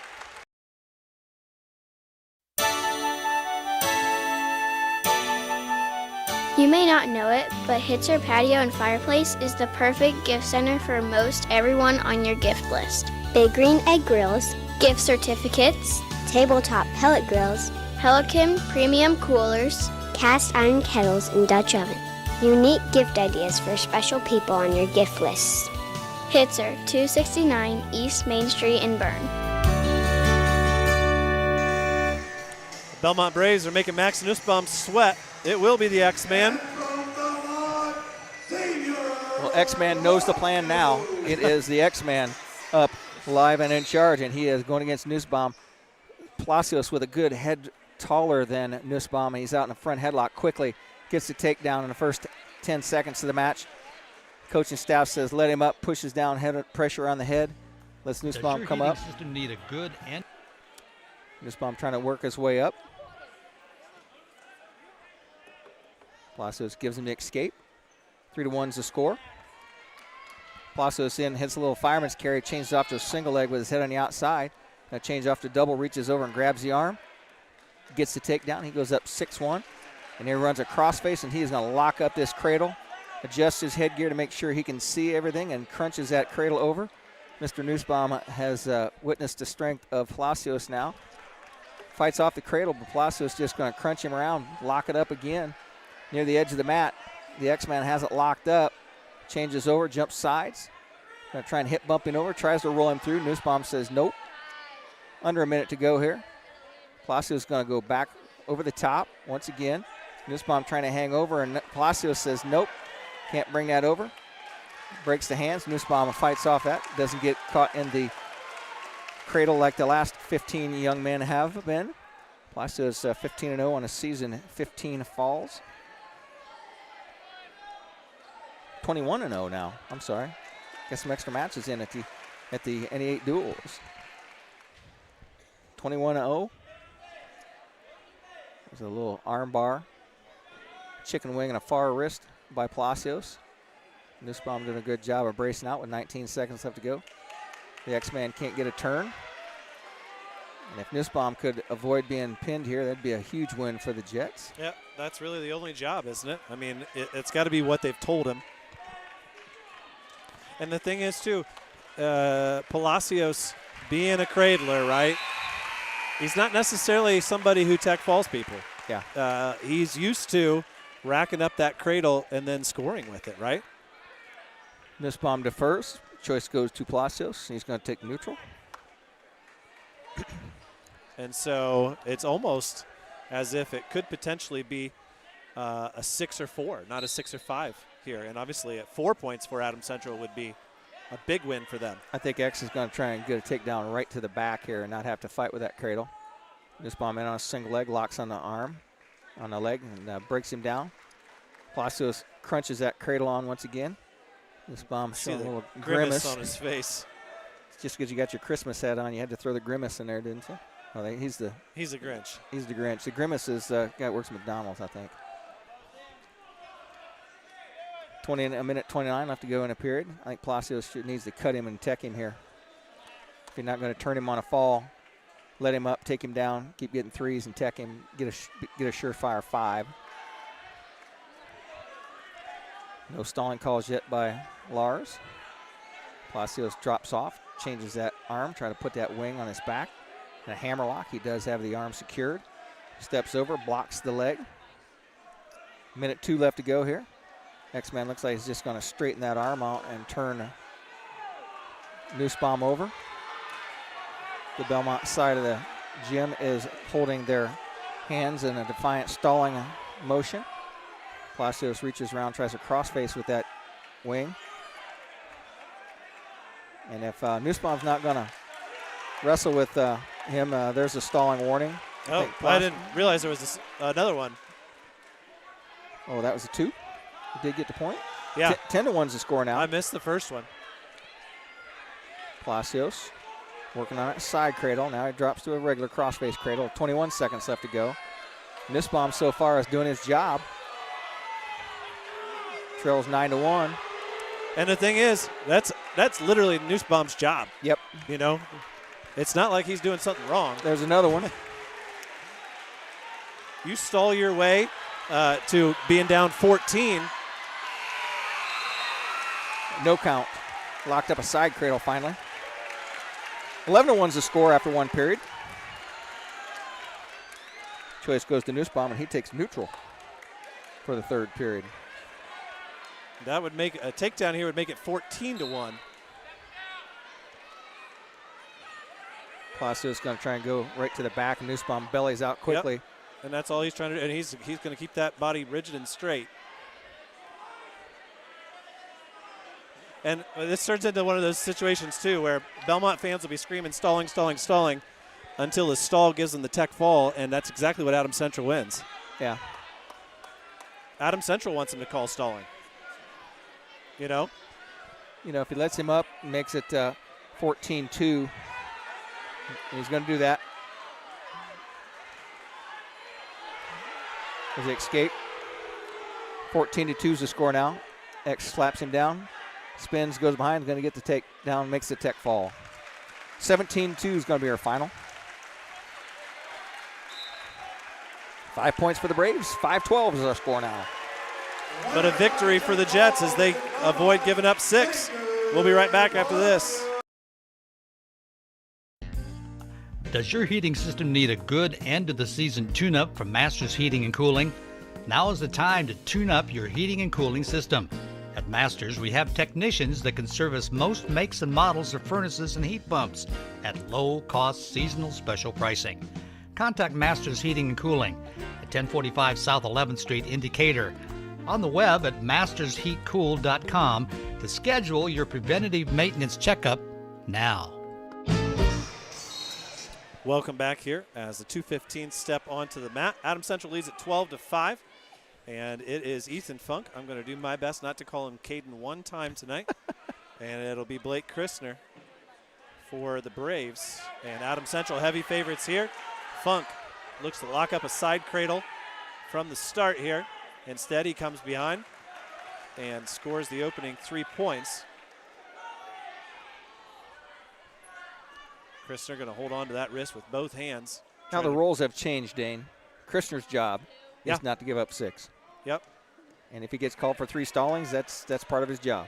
Yeah, and once again, in that last match, Bellmont fans screaming stalling. Bellmont would have had a better chance of getting 6 points there had stalling not been called one time. Yeah. Christner gets to his feet and scores the escape. I think that was a let up. So they're back to their feet here. Funk working on the head of Christner. Shoots in. Sprawl by Christner, trying to keep his hips back. Funk advancing on that left leg. Funk trying to draw him in. Now in on a single. And Christner bellies out and gives up 3. Ethan Funk leads 6-1 now.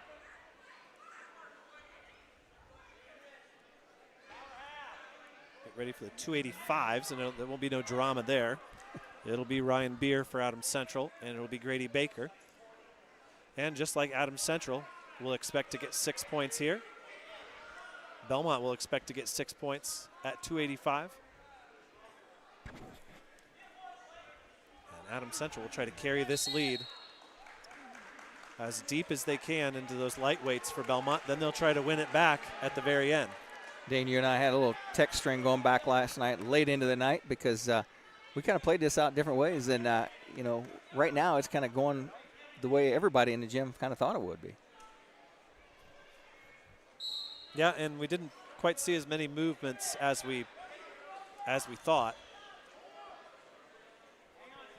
It's one of those things where it's hard to really tell which team feels they're in a better position. Certainly Adams Central feel like at this point, after 3 bouts, that they may have done enough to cut into the perceived gap between the two teams. Bellmont, I think, will feel happy that that there hasn't been the big upset yet, and that they're good enough that they can withstand what's happened so far. So, start of the second period here, Funk begins in the down position and gets his escape right away.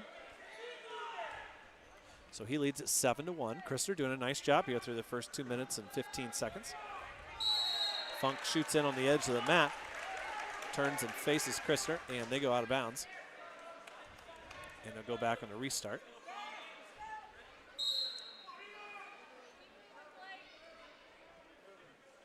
Funk in his half and half singlet. Half red and white pinstripes. Half white top. Christner wearing the varsity singlet for the Braves.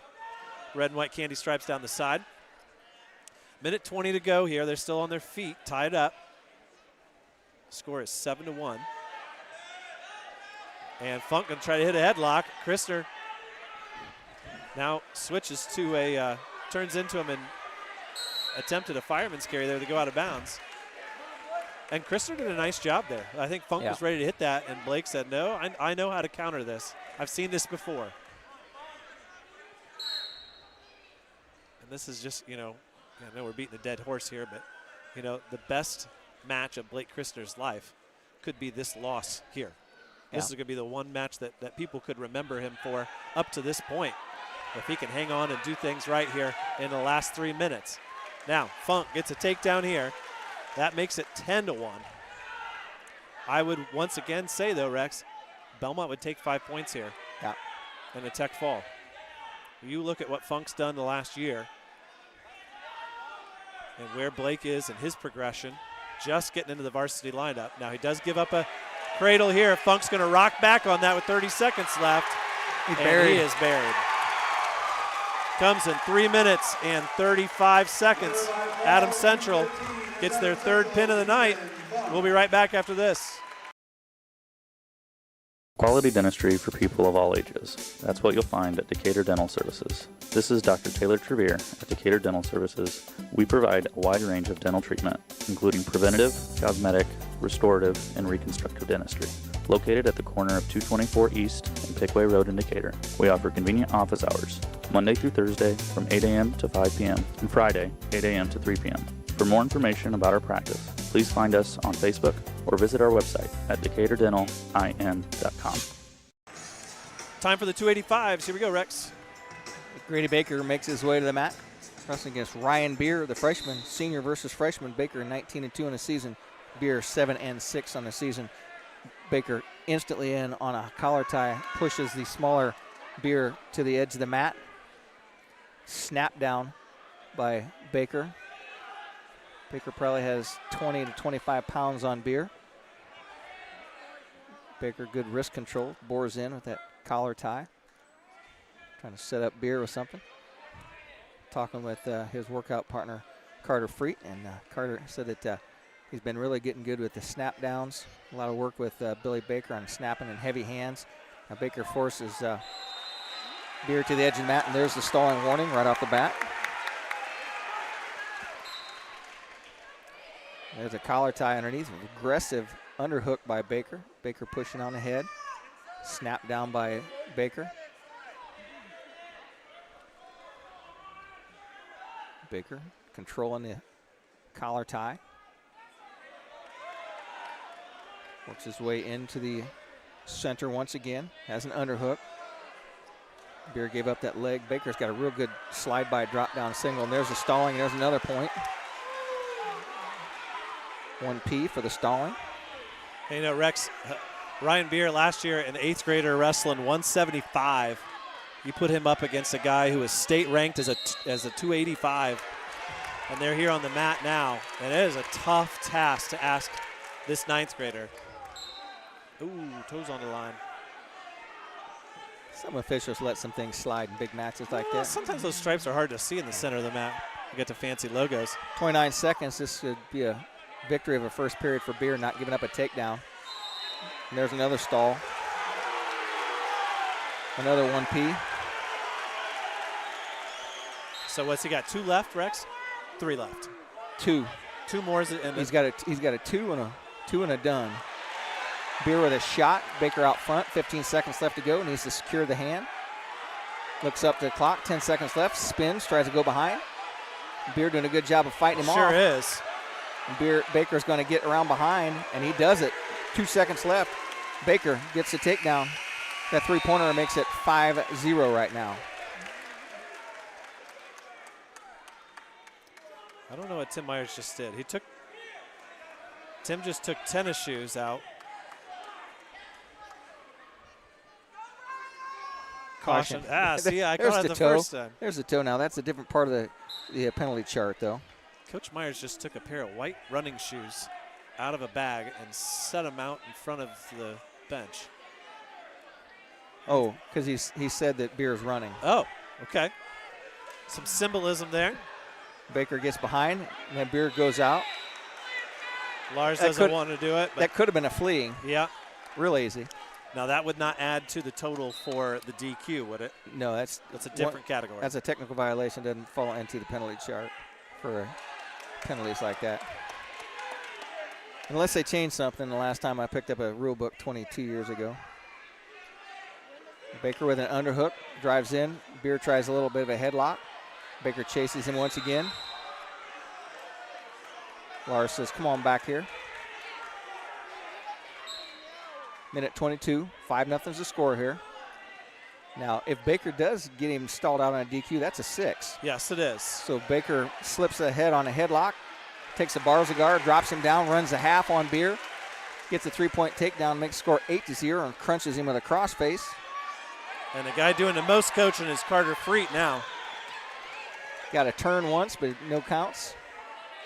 And Baker stays in bounds, and he drags Beer back, and he's just going to power him over, and he goes out of bounds.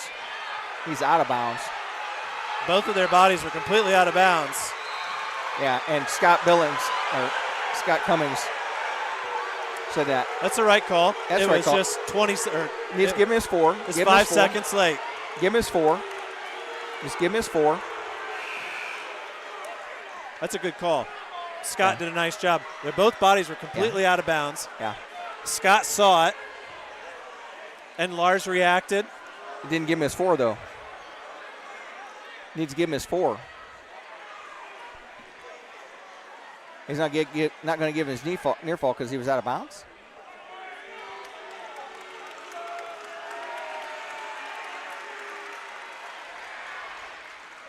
You're down. Ryan Beer trying to steal an extra position there. All right, so no near fall. Rex Peckinpah at Newcastle used to teach his kids to do it. They'd run back to center on and put their foot in front of the line.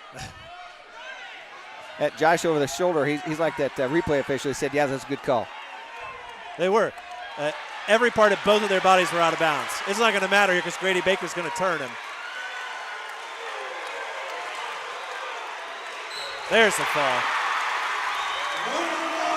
3 minutes and 34 seconds, almost exactly what Funk's fall time was. And Bellmont closes the gap to 11-18. Be right back after this. Krukeberg Auction and Realty has been your trusted partner in the auction process. Buying or selling, they make the steps straightforward and easy, guiding with expertise and commitment. The family-owned local business, not just auctioneers, your neighbors supporting local athletics. Feel confident you're in the right hands. Call Krukeberg Auction and Realty today. Experience the difference with family you can trust. Welcome back here as Jacob Binniger makes his return to the mat. You've seen his face on the billboard outside of Bellmont and out in Decatur. And the semi-state qualifier from a year ago. He's in on a real nice front headlock. And, Dane, he looks a lot thinner in that uniform than he does in church every Sunday. He's been cutting the weight down, doing a good job as Lichty spins out of that. And quickly, Binniger spins, goes behind, secures the takedown. And he's got a tilt locked up, tried to go through with it. Lichty's a little bit longer than Binniger. Braced out, didn't get the turn. Binniger has that arm locked up. A minute 28 left to go in first period. We're at 106 pounds. 18-11 is the score as Binniger locks up a cradle. Got the crossface locked up tight. Lichty grabs a hold of the leg of Binniger as Binniger got a little bit too far out front. And he looks at the coaching staff and says, what do you want me to do? And he said, just hang on for the stalemate. And as Scott comes in, makes the call. 3-0 is the score with 1:07 left to go in period number 1. Binniger in the lead. Lichty tries to sit out, turn in. Binniger is trying to chin drop him back, catches his arm. Lichty is able to get back to his base. Minute left to go here in period number 1. Lichty tries to come to his feet, and Binniger is going to hit him in that standing tilt. He's got it locked up, and he tries to turn him, and Lichty does a good job of changing directions. 48 seconds left to go. Binniger's got to try to run him back inbounds. Can get him to go back inbounds and get some back points. Otherwise, he's going to run him out. Lichty doing a good job of hanging out, and Binniger changes off to a near side chicken wing, far side half. That is a really tough combo. As Lars is looking to watch at legs, as Binniger is going to crunch that arm over. 28 seconds left to go. If you're not getting points, you're still putting a lot of pressure on a guy, wearing him out. And there's Lichty's back is nearly exposed as Cummings is trying to make sure nobody's getting hurt there. 14 seconds left to go. Binniger changes off to a bundle. He's out front. Lichty doing his best to fight this off, and he's going to not give up any near fall here in the first period. Blood time for Lichty. So with that, we'll play a message. We'll be back when it's over, right after this. At Three Rivers Federal Credit Union, we're focused on empowering you to achieve financial wellness by offering the resources and support you need every step of the way.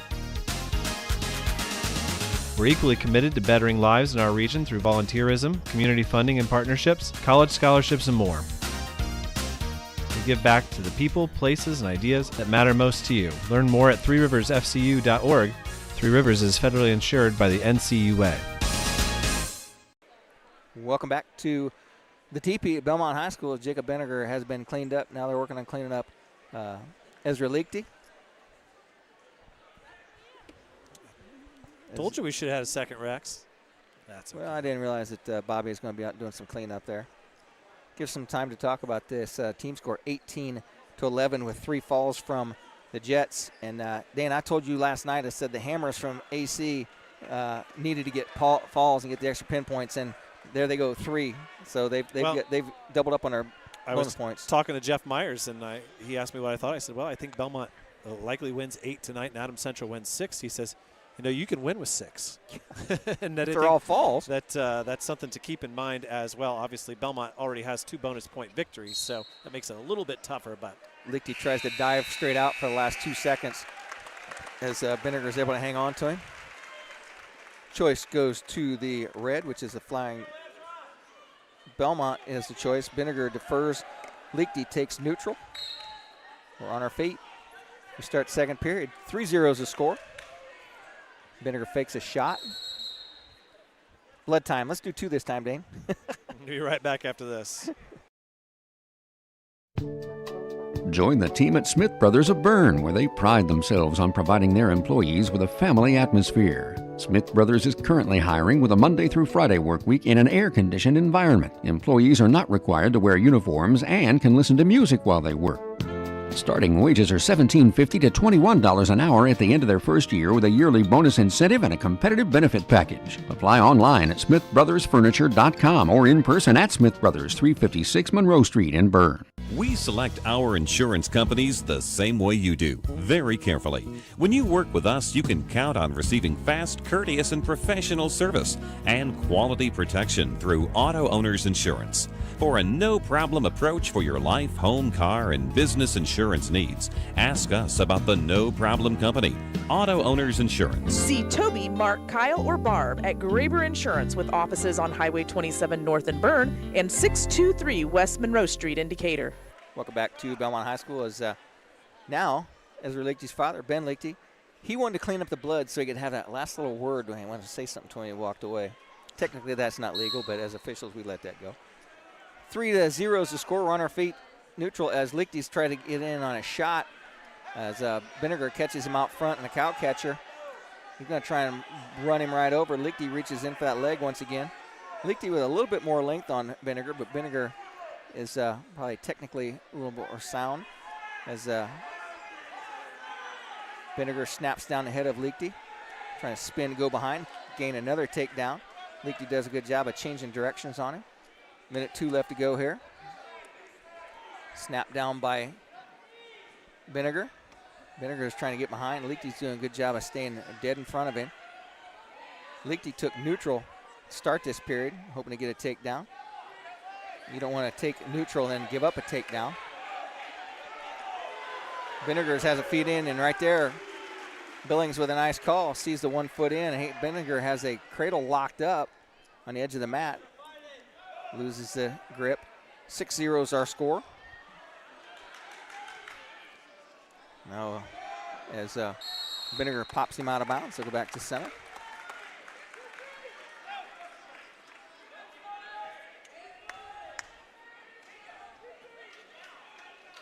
Man, there's a lot of people here, Rex. I'd probably say it's 70% full. The lower deck is full. The upper deck is probably 70% maybe. Lichty starts this break with 38 seconds left to go in down position. Sits out, turns in. Vinegar follows him. Vinegar runs a spiral ride. Now he changes off to a half and a far wrist. Vinegar jumps sides. Try and change his half Nelson. Got 25 seconds left to go. It'll be Vinegar's choice to start the third period. And Dane, with Vinegar being off, you stop and think, how much has he got in the tank, after just training with not being able to wrestle. So even something like this, trying to roll wrists under on that, freshly healed wrist of his own. Stall warning has been called against Lichty with 2 seconds left to go as Vinegar tried to tilt him. And that's how we're going to go in the third period. 6-0 is our score. And I think for the Braves, I don't think you can expect a bonus point victory here from Vinegar. I think you take the win, whatever it is, if you can get it. Yeah. As we do have Lichty's a senior. Vinegar's just a 10th grader. Vinegar is sectional champion. Vinegar in on a shot. Lichty's draped over the top in that waterfall situation. The first thing you do is you wrap up the major, right? That's what you worry about first. Get that extra point that's out there dangling in front of you. Just get his ankle back underneath him. And Vinegar turns into him. He gets the 3 takedown. So that's going to be a 9-0 score now. Vinegar's caught himself. Lichty's trying to turn in. Hard. Got 2 reversal. Vinegar's stuck down there as Lichty's got a hold of his leg. Minute 17 left to go. Lichty's got to do something different. There's a change of position and a 2 reversal. Benniger was hanging on the leg, got a little bit too far out front. Now he's going to take the down position. Let's see what his down wrestling looks like after being off for this many matches. 11-2 is our score. Lichty climbs on. Benniger sits out. Throws a switch, followed there by Lichty. Lichty clamps up on the arm. Benniger on the bottom now with a minute 6 left to go. Now, Rex, you were talking about Benniger being off because of the injury. Don't forget that Lichty didn't practice either for a while at the beginning of the season. So Benniger, he leads by 7 here. If he can get an escape and turn this into a major, just every bonus point counts. And Lichty has the legs trapped, and he already has a stalling warning. That could be a stalling warning on top, and that'd give Benniger the point he needs to get the major. 41 seconds left to go. Benniger takes a look at the clock, stands up, turns in, gets the escape. 10-2 is the score now. Benniger pick up a bonus point here if he can secure this takedown. Just make sure he gets that takedown. Shot there by Lichty, caught out front by Benniger. Benniger with 22 seconds left to go. If he go feet to back and pick up some bonus points here. 17 seconds left to go, but like I say, take the major and assume. Take the major and just assume. That'd be a stretch, boys. And Zach Whitney says you need to get back over there. Lichty's in on a shot. Benniger's draped over the top. 8 seconds left to go. Benniger's trying to roll through, and Benniger's going to come up on top of this, is he? 2 seconds, and this how it's going to end. 10-2 is our score. Giving the Braves 4 points for the major, and that's going to make the score 18-15. Be right back with the 113s right after this. Hey, do you know when and where we can recycle in Adams County? Well, I know you can recycle from 8 to 4 weekdays and Saturday 8 to noon at the transfer station next to Golden Meadows. Okay, where else? In Decatur, behind D&D Marathon on the east side of town on Thursdays. Mondays at Simon Manufacturing, 27 South in Bern. And in Monroe on the third Tuesday at the fairgrounds. Plus, you can always get the latest info at adamscountyswmd.com. Thanks. Welcome back here as the 113s are on the mat. For Adams Central, it's Owen Macklin, and for Bellmont, it is Bradley Baker. They tie up right away here. Adams Central with the 18-15 lead. Bradley trying to give the Braves their first lead of the night. He's about to spin around and score 3 points. He does, and Macklin gets right back to his feet and scores the escape. So 3-1 within 20 seconds here. Baker was instantly cutting him on that one. Yep. And this is one of those where you've only seen these guys for 2 or 3 weeks now. They're both 9th graders. Some of us saw a little bit more of them in middle school, but you don't really know what to expect from these two, especially with the records that they have. Obviously, Baker's got a few more matches under his belt because of Belmont's schedule. 19-2 so far. And for Macklin, he is off to a 9-4 start. Dane, if my buddy Eugene was here, he would say we need more pancakes, as Baker was in that pancake situation, didn't throw it. Whizzer here by Macklin, trying to stay out of a shot by Baker. And Baker gets back to his feet and faces. In now on a shot. Edge of the mat. Macklin steps into him and walks over Baker. Baker's still on the attack, though. Baker hoping for it. Nope. He's working up the body now. Macklin sitting on his butt, just trying to hold on. Baker still can't reach around the waist, though, and Macklin comes closer to a takedown. Now Baker gets back to his knees. Good still scramble. holding on to that leg. Good scramble here. Macklin showing some fight and some grit here as Bradley Baker still holding that leg, and they're going to get a stalemate. They'll go back to the... Baker's probably a more confident freshman you're going to see in the county. For sure. He's in on a shot now. Macklin steps back, attacks himself. They separate. 10 seconds left here in the first period. The first takedown came in the first 10 seconds. There's not going to be any here in the last 5 seconds as they're going to go into the second period with Bradley Baker leading 3-1 here at 113. Macklin will have choice, and he'll defer. Bradley's going to want to go. Ooh, I thought he was going to go neutral. He'll go down. Macklin covers on top, and away we go here in the second period. You're listening to High School Wrestling here on WZBD 92.7 FM. both on the air and on YouTube. Good friend Mike Reiser watching from the region. JT Romer's watching from Fishers, one of our proud supporters from afar. Baker builds up from his base. Macklin off to the side, covers again now. Our buddy Tony Abbott watching too. It's a good ride. A.J. Bradley's watching from down in Muncie. Baker now turns into Macklin. Macklin still holding on to an ankle. Bradley getting in a better position now. Macklin trying to close those legs and keep him out from in between there. He sits on his butt now. And Baker inching closer to a reversal. He's going to try to pop his head out here. He's pushing on the leg. And we're going to get locked hands. Score 1 point for Ben Farote and 1 point for Bradley Baker, as Ben is the one who pointed it out. It will be a technical violation on the locked hands. That'll make the score 4-1. And Macklin will get back and cover, and away we go again. With 50 seconds left in the second. Baker chose down. He hasn't given those points that he wanted from down there. Potentially dangerous called on Macklin.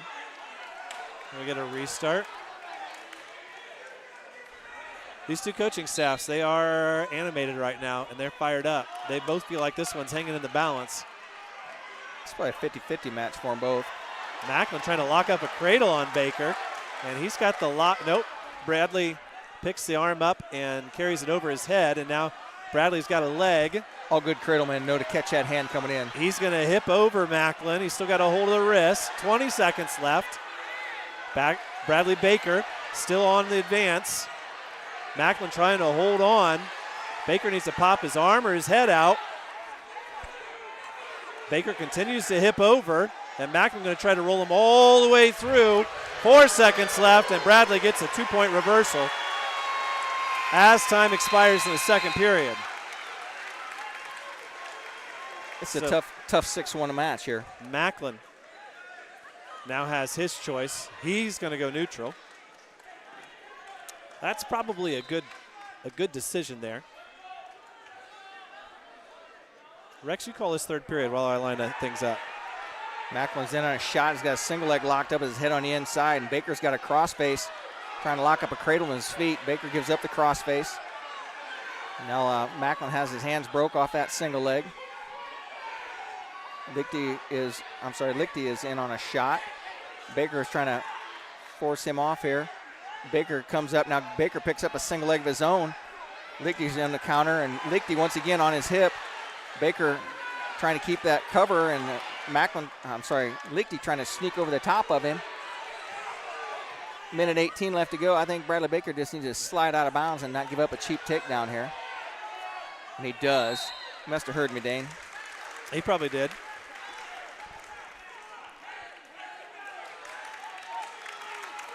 Baker, the first one back to the line. He looks like he's got a little bit more left in the tank than Macklin. Minute 11 left to go here. Macklin's first steps were backwards.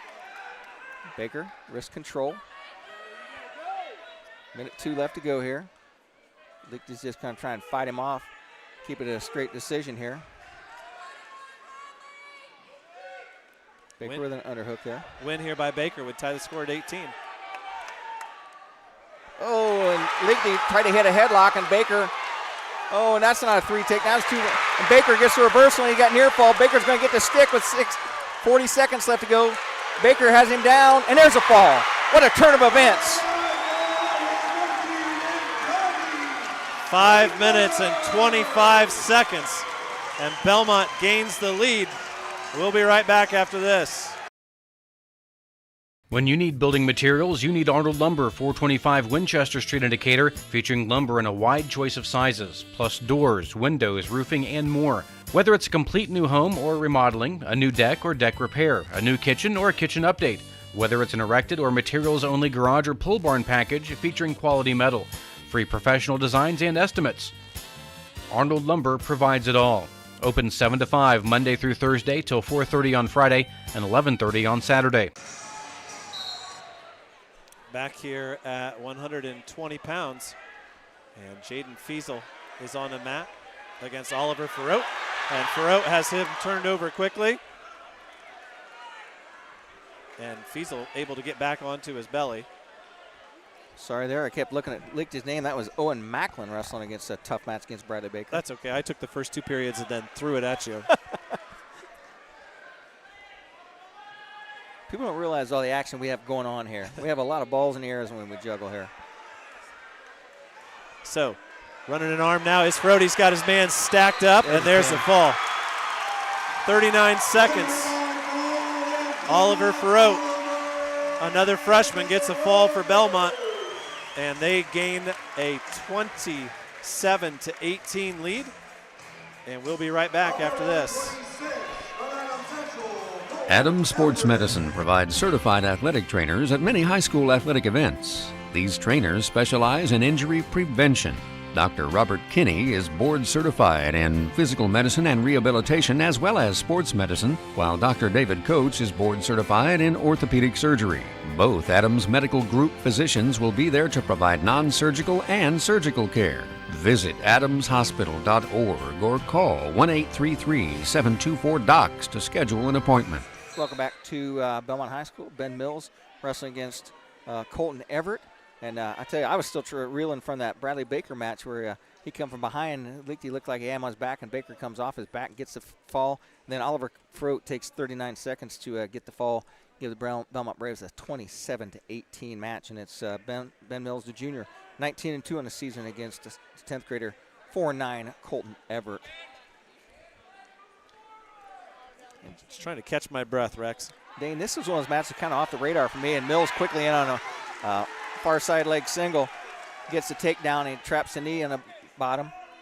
And this is where Bellmont needs to make hay right here, because Adams Central got 2 hammers at the top. Those are going to be pretty good matches between Duval, Wolpert, and Farote and Ogg, but Adams Central favored in both those. So with a 27-18 lead right now, Bellmont needs to pick up wins here from Mills and see what they can do with Henry Farote at 38. And Mills comes up, cuts the takedown, cuts the escape, gets another takedown. Mills up 6-1 now. And Rex, this is one of those deals where if you listen to our show on a weekly basis, you pick up little things like this. Tim Myers said it from the very beginning of the season before Bellmont ever stepped on the mat, right? He said Ben Mills put in as much time as anybody. He is mature. He is stronger. He's grown up. He has a better perspective as to what his job is, and it showed. You know, you look at his record, he's 19-2 on the year, and he's coming off of a semi-state season. And he's one of those guys that when you look at the studs of the Bellmont room, you don't think of Ben Mills, but he's in on a great head on the outside single leg, and he's going to secure this takedown here as he gets around behind. He's going to take a 9-2 lead now.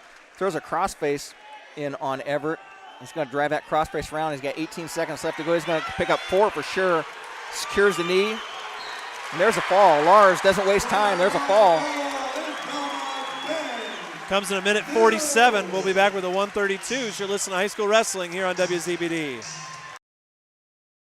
9 miles from Monmouth and 9 miles from Fort Wayne, situated on 27 just south of 469, sits 9 Mile Restaurant, your home for great meals since 1837. Providing home-cooked meals to travelers between Decatur and Fort Wayne for over 180 years, 9 Mile has stood the test of time as an institution on the southern edge of Allen County. With seating on the family side, the bar side, and outdoors, there's always a reason to stop and have a meal. 9 Mile also has a full-service bar and a professional service that can cater your next event or party. The next time you're on your way to or from Fort Wayne, stop in. If you've gone the distance, welcome to 9 Mile. Welcome back to Bellmont High School. It's Cale Beer, the undefeated junior, wrestling against Luke Rubel, the 5 and 6 10th grader. And we're underway here at 132 pounds. Fall is what Bellmont wanted from one of their leaders in Ben Mills. As Rubel's in on a nice single leg here. Has head trapped on the inside underneath. Beer's doing a good job of putting a lot of pressure on him, forcing that head down. Got a lot of our old friends watching here tonight, Dane. Rubel lets go of the leg, and Beer spins and goes behind. Beer quickly with the takedown. Secures a 3-0 lead now. Coach Tony Abbott said that we're running about 250 people watching. There we go. We like that. Asked him if you liked the video, and he said, you bet, give me the big thumbs up. Well, unlike when matches are at Adams Central, we have no. Oh, Rubel hits a little turn in. Just about gets reversed on the edge. They'll go back to center. Rubel still in a down position. We have no one who's actively blocking us from giving you the best broadcast I possible. think we had to buy the rights to the Wi-Fi. That's what we should do. We're up on our feet. Neutral. Give Rubel the escape. And Beer quickly with another takedown. Makes it 6-1 now. Real good snap down, go behind. 48 seconds left to go here at 132. 38, 44, 50, 57 to go. 33-18 is his team score. Bellmont has retaken the lead here with a couple of falls. Beer looking to get a fall and remain undefeated here at 13-0. Rubel doing his job to not give up bonus points. Beer running a overhook on the near side, tight waist. Rubel comes up to his base. Beer tries to get a little tilt out of that. Used to call those a cheap tilt, but a 4-point move is not a cheap anything anymore, is it? Nope, and it's become a real part of the sport in the last really 2 or 3 years, I would say. Period number 1 comes to an end. Cale Beer has a 6-1 lead. Told Rex to set me up, and then I didn't set myself up. Actually, shut up for a second. Beer We'll get tap there. and go. Start the second period at neutral on our feet. I did not see whose choice it was. Beer in on a shot. Nice single leg. He's going to pick that up. Rubel's trying to whiz her out of it. Beer loses it. Beer switches off to a double leg, and Beer changes direction. He's going to get the 3-point takedown, take a 9-1 lead. Rubel does a good job bellying out here. There you go, Dane. There we go. See Krager West at Johnson's Auto Sales, the corner of Adams and 13th Street in Decatur, for your next car, truck, SUV, or van. Johnson's Auto Sales wishes all wrestlers good luck tonight. Don't forget my tax lady either. She We'll sent get me her. she sent me a letter today. We'll get her here in a second. She says, get all your stuff ready, I Rex. could have sworn I saw her earlier this evening as well. Well, half the town's here, Dane. Well, 2/3 of the county's here. Let's just put it this way. There might be even some South Adams guys. No, they're wrestling tonight someplace, aren't they? Well, they wrestled this afternoon. Okay. I think they came in second to Alexandria at the ECIC. Josh Gaskell might be able to give us an update on that. The last I saw, Alexandria was in first. South Adams was in second, ahead of Jay County. Under a minute to go as Beer drives a half Nelson on Rubel. Now he changes off to spiral right as they're on the edge of the mat. Rubel tries to sit out and turn in inside, has a leg hook. Out of bounds they go. Rubel still fighting underneath there. And this is one of those matches, Rex, where Luke Rubel's done an amazing job so far. He's only halfway there. You got to continue it, all the way through. It's not easy. No real first move from Rubel as he gets broken down to his hip. Beer right him on top. Has an overhook, switches off to a tight waist and a wrist roll. 27 seconds left to go. My good buddy Jeff Franzi making his way to the lobby. Must need another bag of corn. Under 20 seconds to go. Warning, stalling on a bottom man. That is Rubel. Once again, I don't think there's any harm in that. Let him call it. I think a Bellmont would happily take 4 or 5 points here. 3 seconds, 2 seconds, and we're going to take a 9-1 lead into the third period, and we'll see whose choice it goes to. Rely on Rebecca S. Cochran, CPA, for all your personal business accounting and tax preparation at 165 North 2nd Street in Decatur. She wishes all wrestlers good luck on the mat. And Luke Rubel takes the down position to start the third period. And Cale Beer says, nope, give him an escape, put him up. 9-2 is the score now. Rubel in on a shot, nice low single leg. Got his head on the inside, trying to work his way up. Beer draped over the top, putting some pressure on him. Rubel tries to sit out, turn, go the opposite direction, change directions on him. Beer lets that go. They back up to the feet, neutral.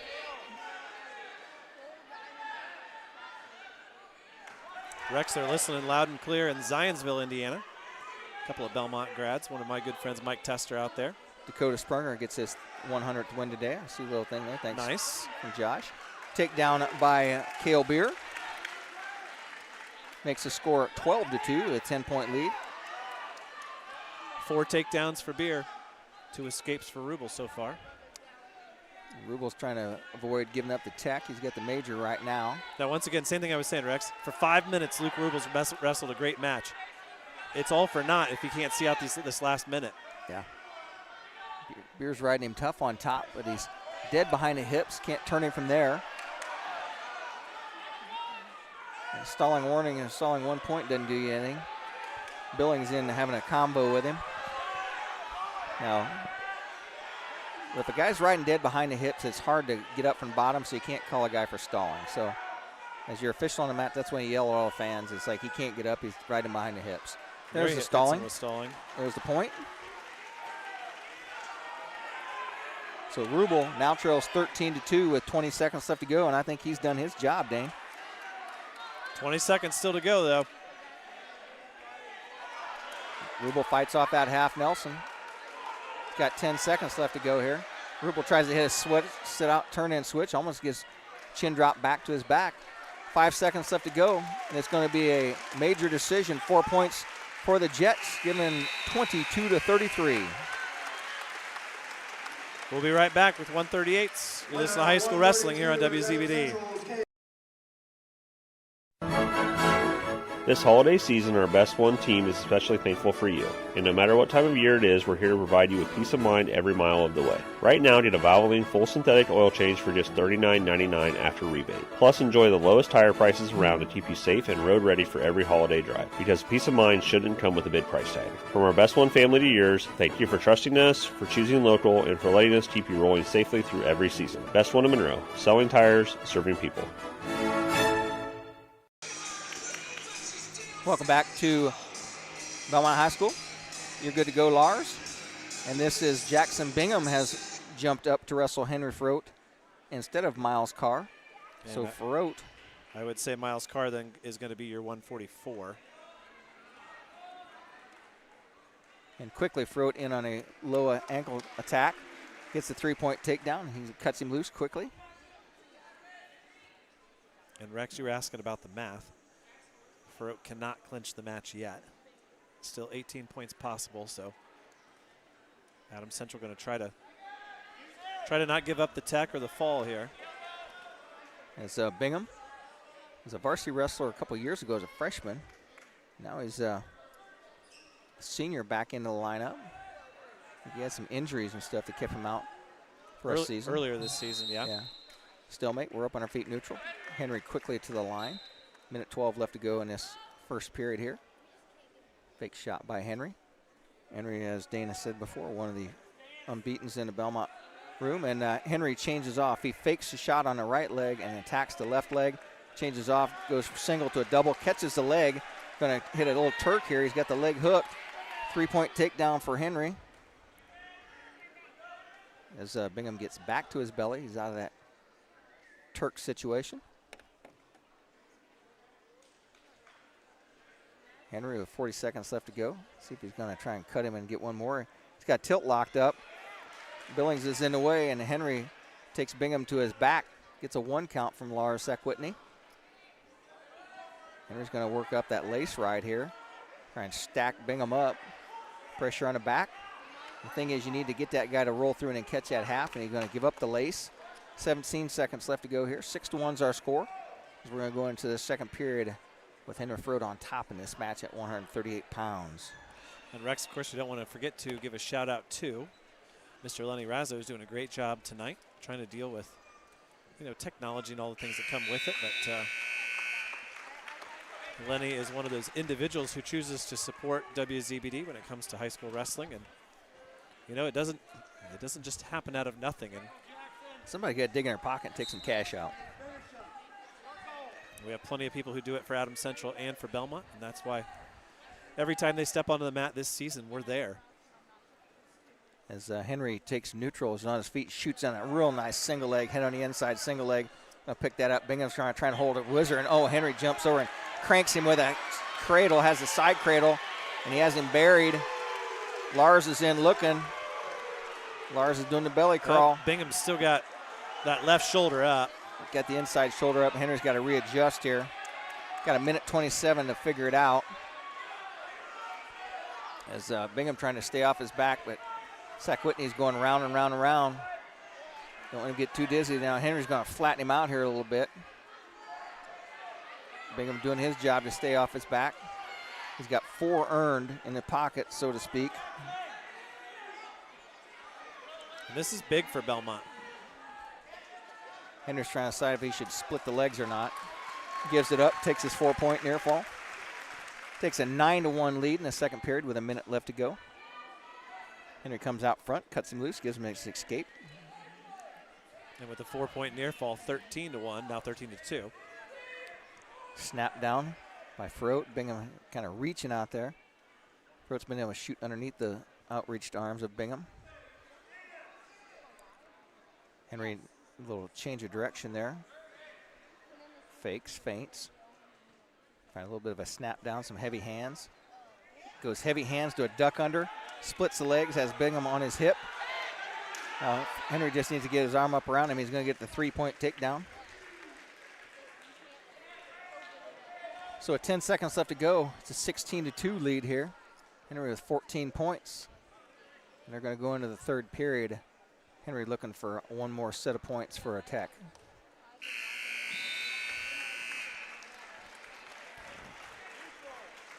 Bellmont will need just one more match after this.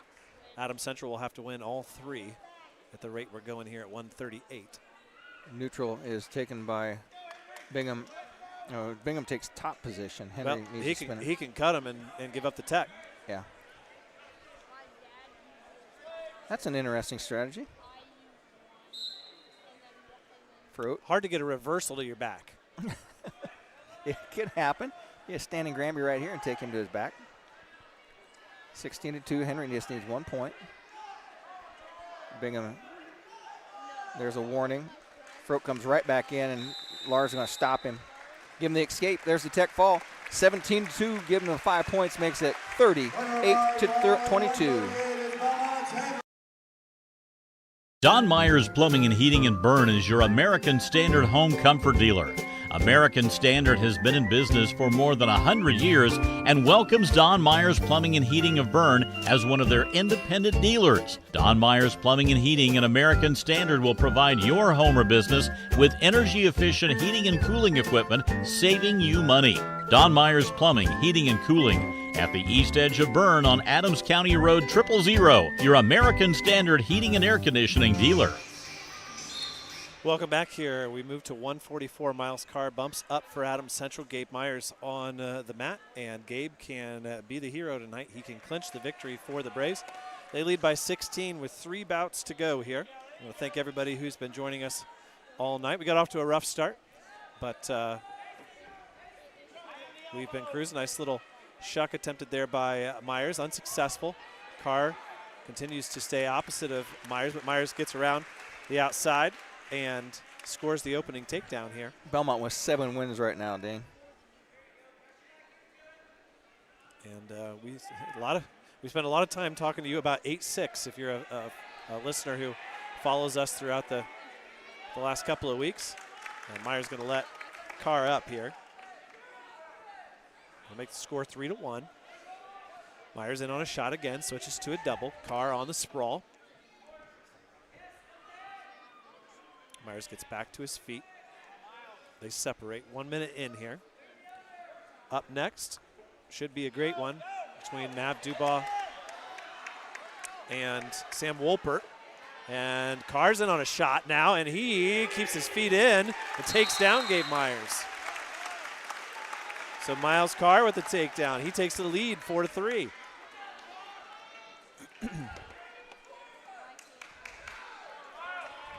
Now, it should be mentioned, Rex, that as amazing of a win as it would be for Miles Carr here, he doesn't need just a win.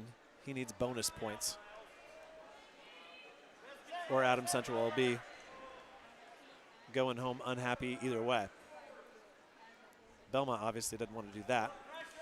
They want to move Gabe Myers' record to a sparkling 20-2. Does it have to be a tech or a fall? Major would do it. They're going to need a major and 2 pins to tie it.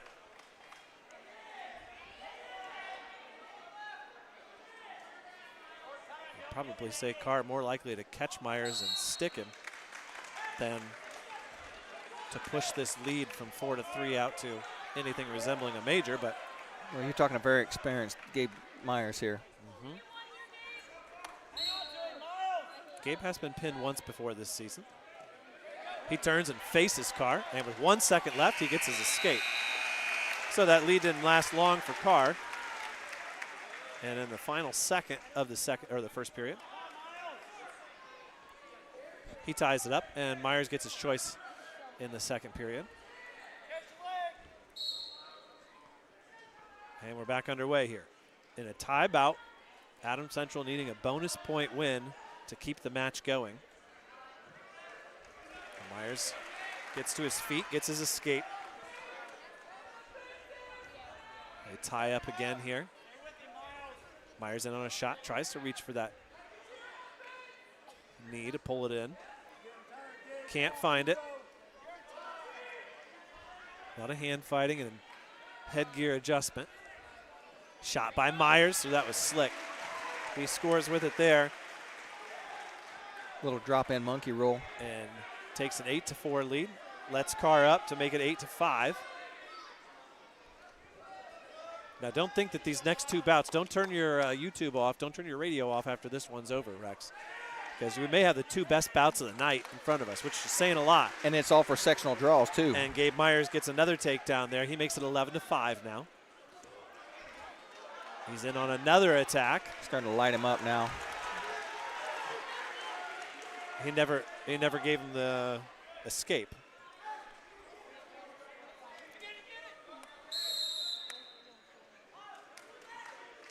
He'll be stalling on Myers. It did not allow Carr to release his leg.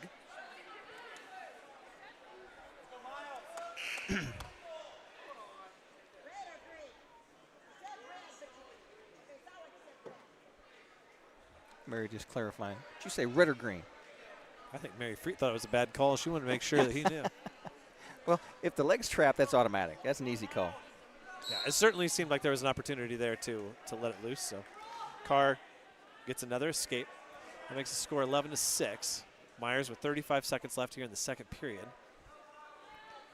Headlock attempted by Carr, and he puts Myers on his hip. Not on his back, just on his hip. And Myers pops his head out. Hard to headlock a good wrestler, Dane.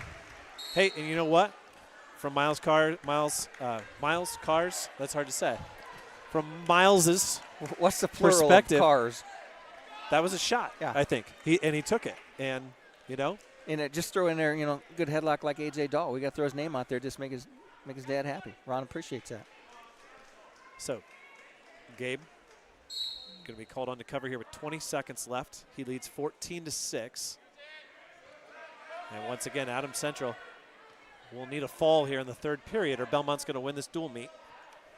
What it does, Dana, is with a win by Myers here, just takes the pressure off the two Belmont guys just to wrestle free.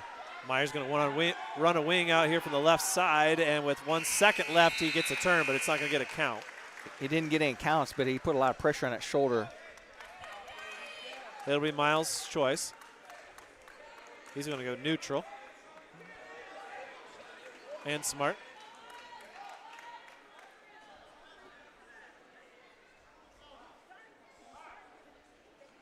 I have it as 14-6.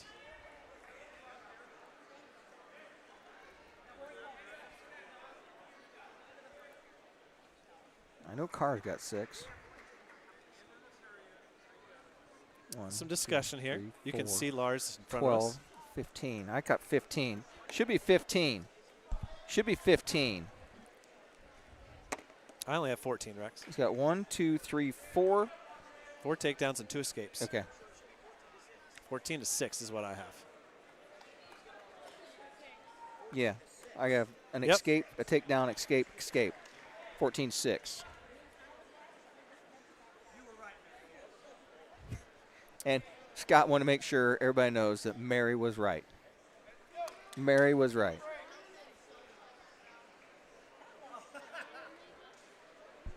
There, we got the score adjusted. It is 14-6. Escape, takedown, 2 escape, 6. Escape, takedown, 2 escape. Rex is getting them all set up. 2 minutes ago here, Miles Carr going to be on top. Some girl running a scoreboard down there on the USA bracketing that lives at your house. She's sitting next to a legend down there, and Phil Arnold. Gabe gets to his feet, turns, faces, scores the escape. Now he's got 15 Rex. And on the front headlock series, he reaches for an ankle, comes around behind, and Carr tries to react but can't quick enough. And it's another takedown for Gabe, and I'm running out of space here on my paper. I didn't write small enough. We're up to 18-6. We got plenty of room on here. Just the unofficial. Hey, this is a nice program you made up too. Yeah, thank you. Spent a good 5 hours on the program yesterday. I hope you like it. And then all the names changed. Well, I spent it more on the flip side. There's like 1, 2, 3 changes. I can only print what the coaches give me. 18-6 is your score after that takedown. Now he lets Carr up. That'll make it 18-7. Myers working on the snap down. Carr gets back to his feet. He's in defensive mode now. And Myers chases him out of bounds. He leads by 11. Dane, when you've been taken down 5 times, he's gonna it gets a little. Coach Myers has brought the white tennis shoes back out. Luke Rubel said, what am I supposed to do with these? That's an inside joke, and nobody gets it but me. 18-7. Myers on his feet, attacks the legs of Carr. Carr on the sprawl. 45 seconds left. Edge of the mat right in front of the white tennis shoes there. Just don't get pancaked here. Carr on his knees, and Myers. That's a good call. Out. The feet were in, the feet were out, the feet were back in. It was a control thing there. He didn't have control. With Carr still had a whizzer in. 32 seconds left. They'll go back to the center. And Gabe will want 2 more takedowns here or some near fall. Bellmont's going to win this one here. It was a great dual meet, and there's still 2 great bouts to come. Don't leave us quite yet. We'll want some interviews and have some post-match coverage for you. Strong whizzer by Carr. Try to fight off this last takedown attempt by Myers. Carr holding on to that arm, and he may just see this one out. He will. It's an 18-7 victory for Gabe Myers, and Bellmont wins the dual meet. We'll be back with the final 2 bouts right after this.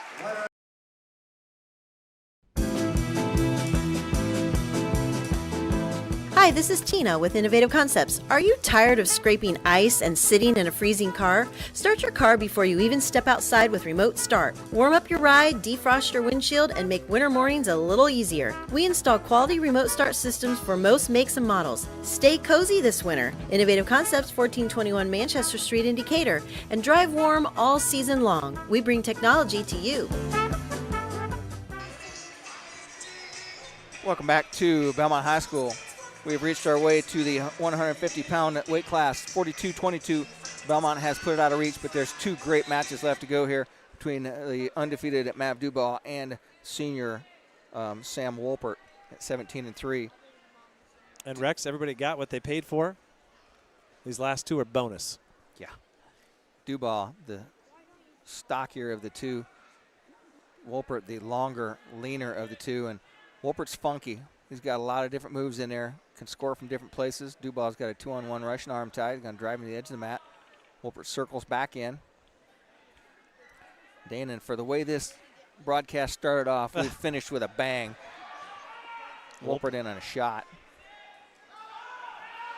And like you told me this afternoon, you said, we're killing it. Dubois is trying to hang over the leg here, but Wolpert in good shape here. Dubois got a body lock on. Wolpert in that scramble. Wolpert's going to come up. Wolpert's long. He can reach over him, but Dubois going to sneak that leg in. This is where Mav makes his money, man. Mav's got a side cradle locked up. As Wolpert still got the leg hooked. If Dubois breaks the leg now, Dubois gets the takedown. He's got a side cradle locked up, trying to work around as Wolpert stays up here, and Dubois has him on his back. Wolpert's going to bridge out. Wolpert over the top. He's going to get 2 near fall. Sam going to try to elevate that leg and try to go head hunting, but I don't know if he's going to be able to reach all the way up to the head. Hey, fans, you can quit complaining. That was a 2. If you can get 4 on 4 strokes, you can get 2. That's a good call. 5-0 is the score. Wolpert being in down position. And Wolpert was in good and tough on that single leg, and is that scramble that these guys are so good at now these days. Dan, you got a grill in your bag? Still got a gorilla? I do have a gorilla. I think I got one, spare one too. We got to start looking at that. It's been a great match. Somebody's got to get a gorilla out of this. 19 seconds left to go. Wolpert comes up from this base, gets the escape. He trails now 5-1. 12 seconds left to go. Wolpert's going to think about that shot again because he was in good. He was in a money shot. Now Duball's in tough, and Wolpert's in that same situation. Wolpert tried to drape over the top in that waterfall situation. Wolpert looks up at the clock, hangs on, and Duball cannot secure the takedown. 5-1's the score. Choice goes to Duball.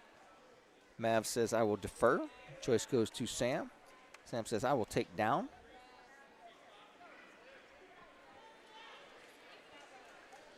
Wolpert goes ahead and sets up. Facing away at the home crowd on the other side. Full house in the lower area. Duball fakes to cut Wolpert loose to catch him in his cradle, and he does get the cradle locked up. He breaks that cradle loose, but he's got a lace ride hooked up. Thread the needle. He's between the legs of Wolpert with that arm. Now he's going to drop back, try and get a leg secured, sink the legs in. Wolpert with 1:36 left to go in a down position, trying to control some wrist and stand up, not get thrown or locked up in the legs.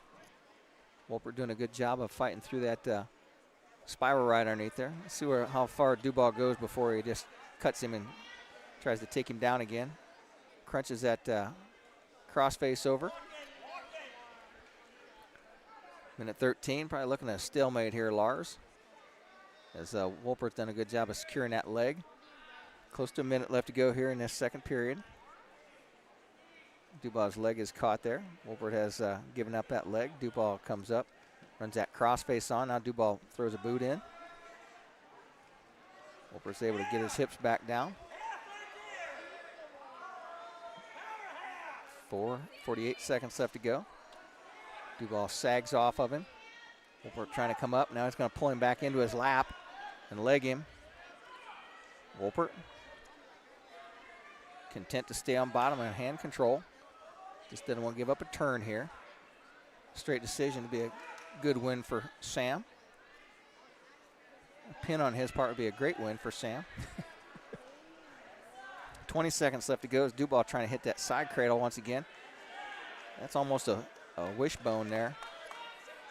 The old bow and arrow, you got to watch out. And Wolpert says, my back's kind of twisted here, coach. Comes up. Wolpert has a single leg here.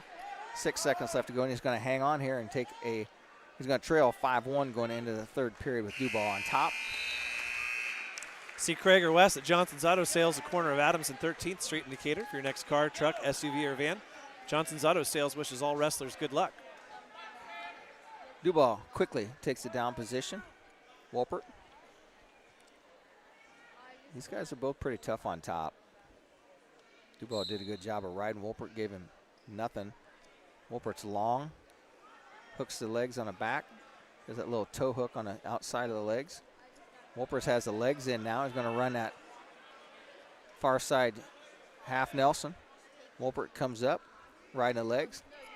Duball's trying to drape him off, and he does. Duball's able to shake him off. Duball with the escape. Puts him up neutral, and Wolpert's in on a shot. Good on a single leg, and he gets the double leg. Turns off, and he gets the three-point takedown. Duball's trying to turn into him. Nick Coons runs to the mat and says something, and Duball gets a reversal. So Wolpert sneaks a takedown out of there.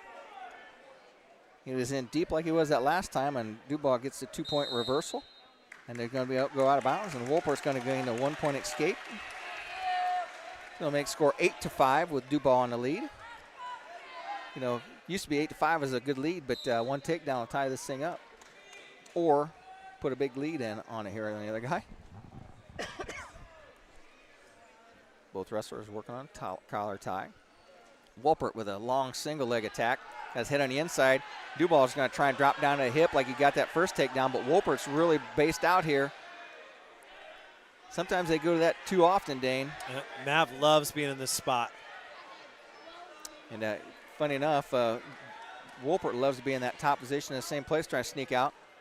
Duball has a cradle locked up, and he says, why'd you hit a stalemate? Well, you guys are not going to sit there and waste 42 seconds, so Duball, they're back up to their feet neutral. 8-5's the score, 40 seconds. So Dubois with a real nice shot. Wolpert's just going to give that up. No sense scrambling there and getting turned. That's a 3-point takedown for Dubois. 11-5's the score as Dubois, as Wolpert turns into him. Dubois steps over him. Wolpert would be in a down position, trailing by 6. 28 seconds left to go. Bench is telling him to cut him loose. Dubois, no first move. Throws a nice crossface. Wolpert drops down. Wolpert looking at that toe hook inside turn. Dubois got a ball and chain locked on his side. Wolpert's going to try and turn into him here. 13 seconds left to go. Dubois content to ride it out on top. Wolpert's just going to give him a straight 3-point decision here. Right now our score is 11-5 with 6.7 seconds left to go. And I'm assuming that that's going to stand. So Wolpert going to drop 1-2. Nope, he's going to give him the escape. Puts him up. 11-7 now. Wolpert gets on his horse. 5 seconds left to go. Shot by Dubois. Wolpert over the top. And Dubois picks him up. And that's going to do it. 11-6 is our final 3 points for the Jets. Makes the score 42-25. The staff at Haggard, Hershey, and Zelt Funeral Home is honored to serve the community we love and live in. Locally owned and operated by Ryan Hershey and Eric Zelt, we understand that each family we serve and each life lived tells a unique story. Our goal is to offer comfort, care, and dignity to all who entrust their loved ones to our care. We are proud to call Adams County our home and look forward to serving you for generations to come. Welcome back to Bellmont High School. This is our final match tonight. Freshman Charlie Froat, 17-3 on the season against undefeated Dylan Aug at 13-0. Shot by Froat. Froat in on another shot. Aug out front, trying to catch him in that cow catcher. Froat down on one knee. They come back to the feet. Nice arm drag by Froat, countered by arm drag by Aug, countered by Froat. Froat come up underneath him. Looked like he's going to throw him, and Aug backed out of that. Charlie, not your typical freshman here at 157. Knee pull attempted by Aug, countered there by Froat.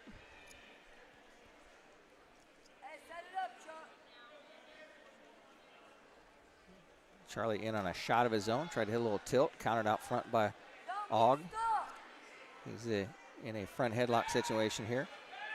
Knee pull attempted by Aug. Froat's going to try and drape over the top of him in that waterfall situation. Aug's going to try and turn in.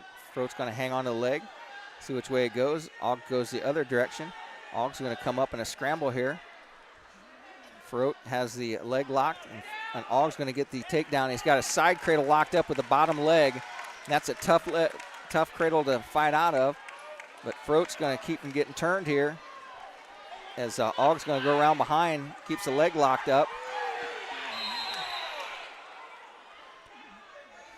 Caution on the knee. Warning stalling. I thought this Pennsylvania was going to get warning stalling as they had the knee trapped up on it.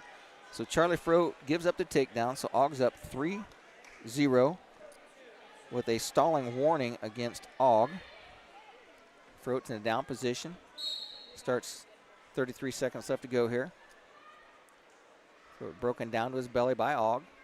Aug with a nice tight waist, controlling the hips. Trying to get back up to his base, working on some hand control. Aug's got a overhook or a chicken wing on that top side.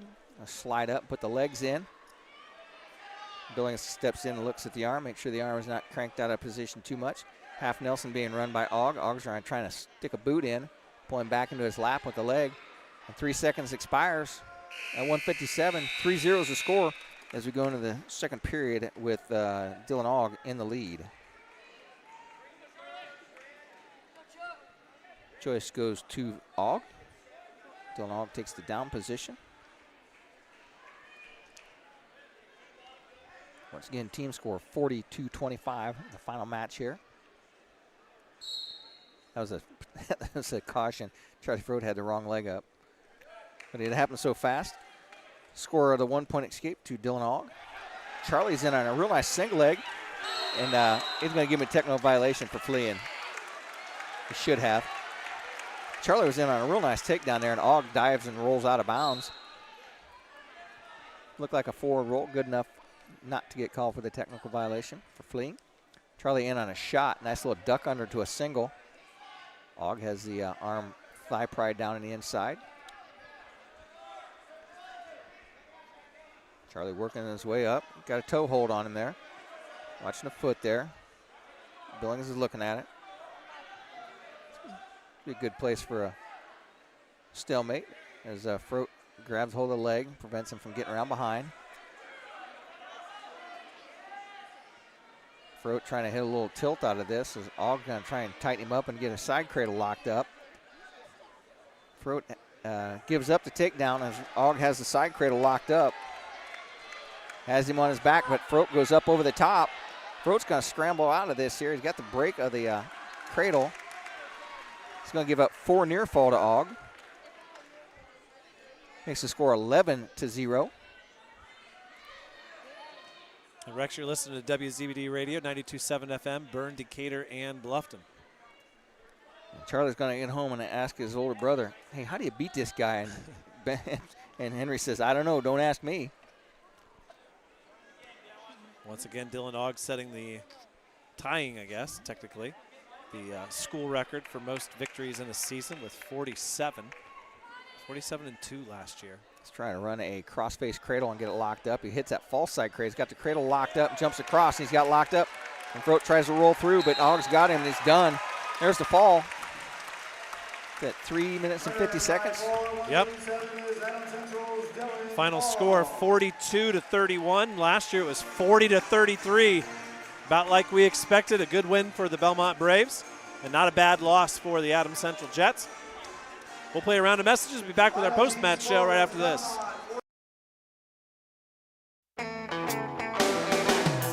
Renowned around the Midwest for his skills and his creative abilities, Nate Bowers and the team at Bowers Paint Studio in Decatur work with a wide range of clients, from collision repair to custom paint jobs for classic cars and motorcycles. Located on Monroe Street on the west side of Decatur, Bowers is your place for body work too, whether it's getting your ride back on the road or finally getting that classic car, the paint job you've always wanted. Stop by or give Nate a call to put the best in the business to work for you. Why lose out to pain? Visit Dr. Carla Grody at Grody Chiropractic, 320 West Monroe Street, Decatur. She's a specialist in the utilization of proven non-force techniques to treat injuries of all kinds requiring professional chiropractic care. Call 724-2510 for an appointment with Dr. Carla Grody. Open Monday through Thursday, closed Friday and Saturday. Grody Chiropractic, 320 West Monroe Street, Decatur. Expert Transmission on US 224 in Decatur and on US 124 in Bluffton is the place to go for not only transmission help, but also full-service general auto and truck repair. Matt, Corey, and Tyler at Expert Transmission are experienced and ASE-certified mechanics who can diagnose and fix your family or work vehicle. Call Steve or Dustin soon to set up an appointment. Expert Transmission has the best warranty in the business, 5 years and 100,000 miles on a new transmission, and can give you a free estimate. Call today at 724-2434 or like Expert Transmission on Facebook. Two Brothers Bar and Restaurant, located on the corner of 3rd Street and US 224 in the heart of downtown Decatur, is your home for great meals, a cozy atmosphere, top-of-the-line catering, and now free meals for kids. That's right, this summer on Tuesday and Wednesday nights, kids under 10 eat free with the purchase of just one adult meal. Whenever you come, Two Brothers is the place to sit and enjoy a meal. Offering burgers, wings, chili, ribs, appetizers, and nightly specials, Two Brothers has a banquet room, a bar side, and a family side. For your next meal, visit Two Brothers Bar and Restaurant in Decatur. Bad hair day? Bad day at the office? Bad day behind the wheel? Hey, stuff happens, even to the best of us. At least your car insurance rate doesn't have to take a hit. Get Erie Rate Lock from Erie Insurance. Gives you a great rate that stays put until you change a car, driver, or your address. Plus, seriously good service. Now that's something to smile about. Your Erie agent in Decatur is John Kins. Get a quote at 728-8888 or visit kinsinsurance.com. Erie Rate Lock does not guarantee continued insurance coverage. It's not available in all states. Welcome back here to our post-match show. Bellmont wins it tonight 42-31. The Braves will be in action next at the Al Smith Classic, which has a peculiar date this year. It won't be wrestled until January 2nd and 3rd for Adams Central. They'll be back on the mat on December 30th and December 31st at the Bronco Duels. And we are joined by the head coach of the victorious Bellmont Braves, Coach Tim Myers. Congratulations. Thanks, Dane. Thank you very much. You get a match like this, lots and lots of people know the wrestlers on both sides. They love looking at the matchups. They love making predictions. But when it comes down to it, you got to go on the mat and you got to perform, and your boys did that tonight. Yeah, they did. Yep, it was good. It was good. I know that when we did this a couple years ago, we had some kids that were a bit of a deer in headlights 2 years ago, and tonight was better. Again, it's always good to have a fun crowd, but you want to entertain. That's why we do this. I don't want people being bored, walking away, saying I'm not going to another one. I want to see aggressiveness and points. And tried to do it tonight. Tonight was good for the focus on team state, because sometimes you got to be able to get bonus points when your opponent's being stingy, and that's good for us. Well, the chess match started early tonight. With the juggling, it started like we knew there was going to be a lot of coaching going on tonight. Yeah. I mean, we always tell our guys, you got to be ready for anything, and that's the truth. You have to be ready, because there's sometimes that it doesn't dawn on us till maybe the match before we have an epiphany or something, and so you always got to be ready. And, you look at the match tonight and you think about Team State and what you're going to be expected from your guys. I thought that Blake Christner wrestled really, really well for 3 minutes, stayed in his match, and we were talking about this later on. It's a 6-minute sport, and you got to go for 6 minutes, and if you only do it for 3 minutes, you throw it all away. But I feel like for Blake Christner, he learned something tonight about how to stay off his back, what that can mean for the team. Right, you could see that the bench was growing in excitement as he went through it. You could see the frustration on his face for getting pinned. But there may be another match like that where he's a heavy underdog going into maybe one of the last 2 or 3 bouts at Team State, and it may come down to something like that. Absolutely. I'm very happy with him. You saw a lot of improvement with him. We're not where we want to be, but thank the Lord we're not where we used to be. Same way with Luke Rubel tonight. Same thing. He's a big underdog in that match, but he went out and didn't curl up in a ball. He fought, and that's what you have to have out of your guys to win a tight duel. We're making strides, definitely. Go further down the weight classes. Gabe gets the opening takedown and then yields a takedown, and I thought his response from that was good the rest of the way. Yeah, that's good for him. I always like to see some of our hammers get caught off guard once in a while, and then it makes them refocus and just to realize that they came to wrestle. They don't want to just curl up in a ball for you. They want to get out there and get after you, so you got to step up your game. Hey, Tim, and I'm the only one that got the joke of the 2 white tennis shoes out here on the edge. I was setting you up for it, Rex. He said, "What are them tennis shoes out there for?" And it's like, really? I was getting ready for you. Tell us. I think a lot of people got that joke tonight, but it's not a joke. Tell us a little bit about how you take the change in the Al Smith schedule and change your normal routine for these boys so that you have them ready, and then also in mind the fact that there's a lot less time in between the Al Smith and Team State now. Yeah, I know. It's first time in 45 years Mishawaka's ever been in January, which makes Christmas break a little bit nicer. I'm giving them Christmas Eve and Christmas Day off, which is kind of crazy. You're a heck of a guy. I'm getting soft, aren't I? I know it. So it makes the break nicer, but I don't like how close it is to Team State. But we have to find our way through that. You know how Mishawaka is. You don't have to say anything about that place. You go, you're going to get humbled. It doesn't matter who you are. But it tells us who's a real fighter. And that's why we go to that thing. But then you got a quick refocus to the team. But it's nice. It gives you a bit of a taste of the individual stuff right now. So, Tim, you put a big crowd in here tonight. I mean, you do these reunion kind of things, bring these guys back. I interviewed Ben Leakey there tonight. at New Haven, and we talked about this match, and he said, I don't care if you're rooting for Bellmont, you're rooting for Adams Central, you're going to go there and see a really good wrestling match. Yeah. The crowd was into it. You bring all these people in, you watch these third-place guys pick up their plats, and I don't care if you're an Adams Central guy, you're cheering for that guy because you watched him wrestle and take third place 30 years ago, and it doesn't matter whether you're wearing blue or red. Right. I love these nights so much. I mean, I don't know why I do it to myself sometimes because, I was here all night long last night and this morning cleaning the wrestling room. Katie yelled at me. She says, you got to open that up to the public once in a while. You put so much time and money into that room, making it neat. You need to show it off once in a while. Then you're bringing in all those feet. No, I didn't allow that. No, that's why I had mats out.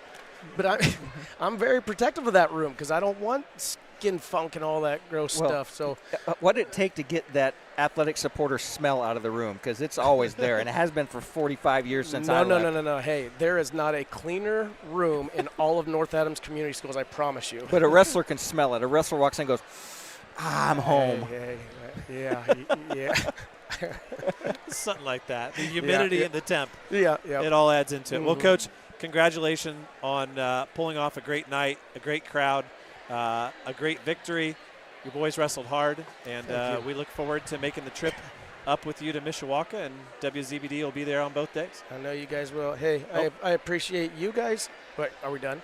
No. Okay. I have one more thing I'm going to ask you before I forget. Okay. No, I want to thank everyone who came out tonight and made such a neat environment. But these third placers, again, some of these guys were my heroes growing up, so I love it so much. I love seeing them smile, to let them know that they're not forgotten. They're and that was even you last year, Rex. And I just love it. It's this program isn't one person. It is many, many people over many, many decades. So I just love these nights. Now, lots of people that were here, a lot of people listening back home. You've got another special opportunity coming up in January.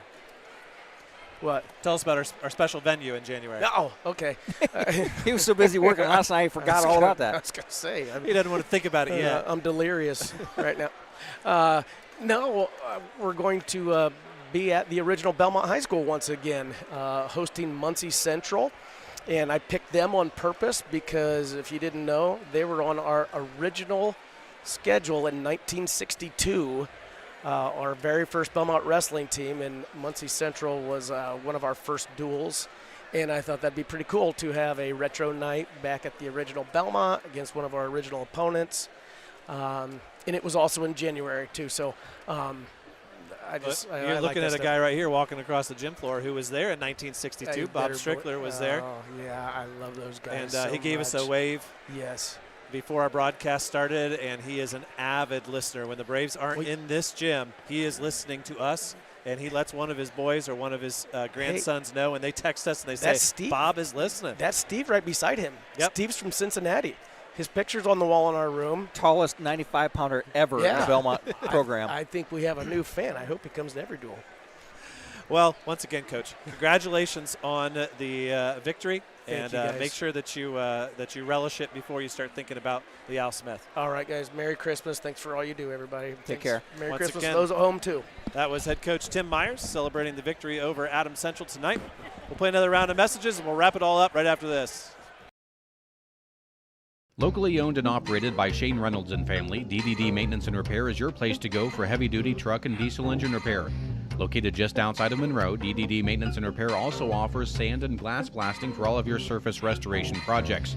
Whether you're looking to get your truck or diesel engine to run like new, or your metal restoration project to look like new, we have a blast renewing the past.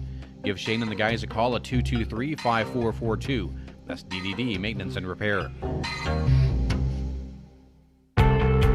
Miller Land Surveying is one of Northeast Indiana's premier full-service land surveying firms.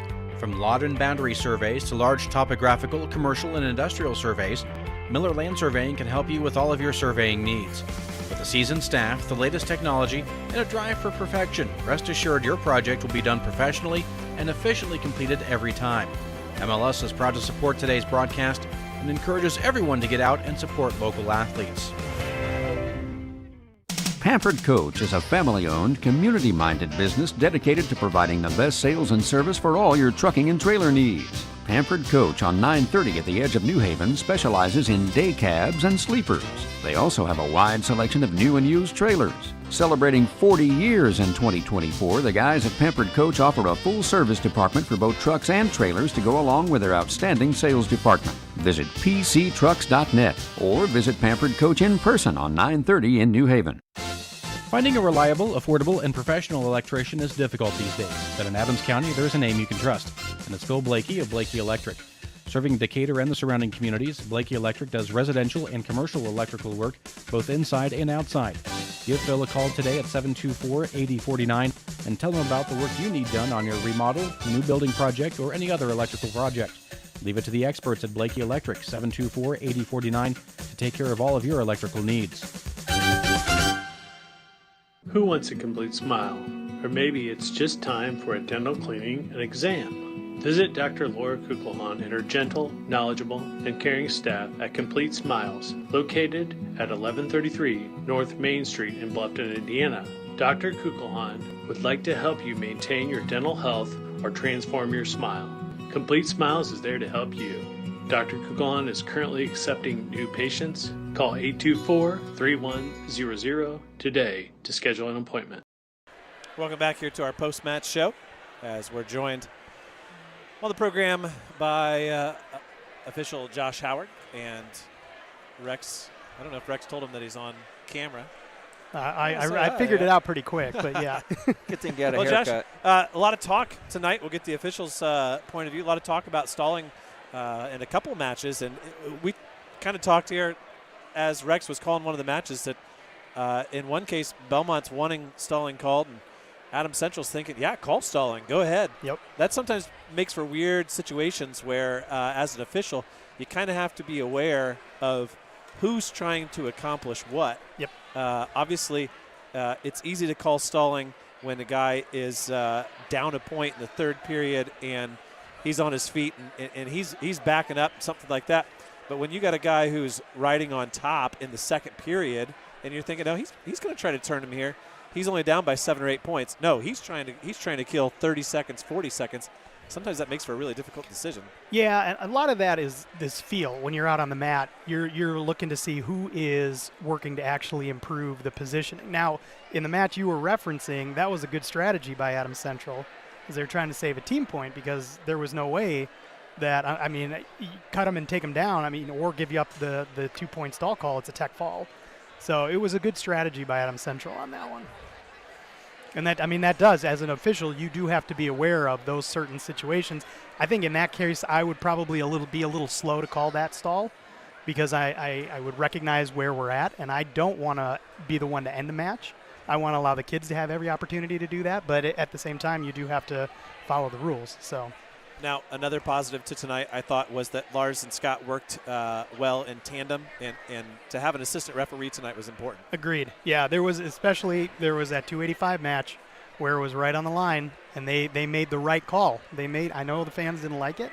Well, I can understand Lars that. was not in a good position, and Scott come in and told him they were out, and he came back in. In Lars's position, he didn't see where that leg was at, and it made a great call. I looked at you, and you looked at me, and I was like, that was a good call. Yep, and that's where when you have a partner and you're on those edge calls, you rely on your assistant to look at the line so that you can look at what's happening in near fall, in locked hands, and anything like that, but you let your assistant look at the line. If you're by yourself, you got to try and look at multiple things at once, and it gets a little dicey then. So that's why I love working with an assistant. I know there are some officials who don't, but I always love having an assistant. Well, you need to get used to it for down the tournaments, because if you don't work with an assistant official, you got to get rusty on it.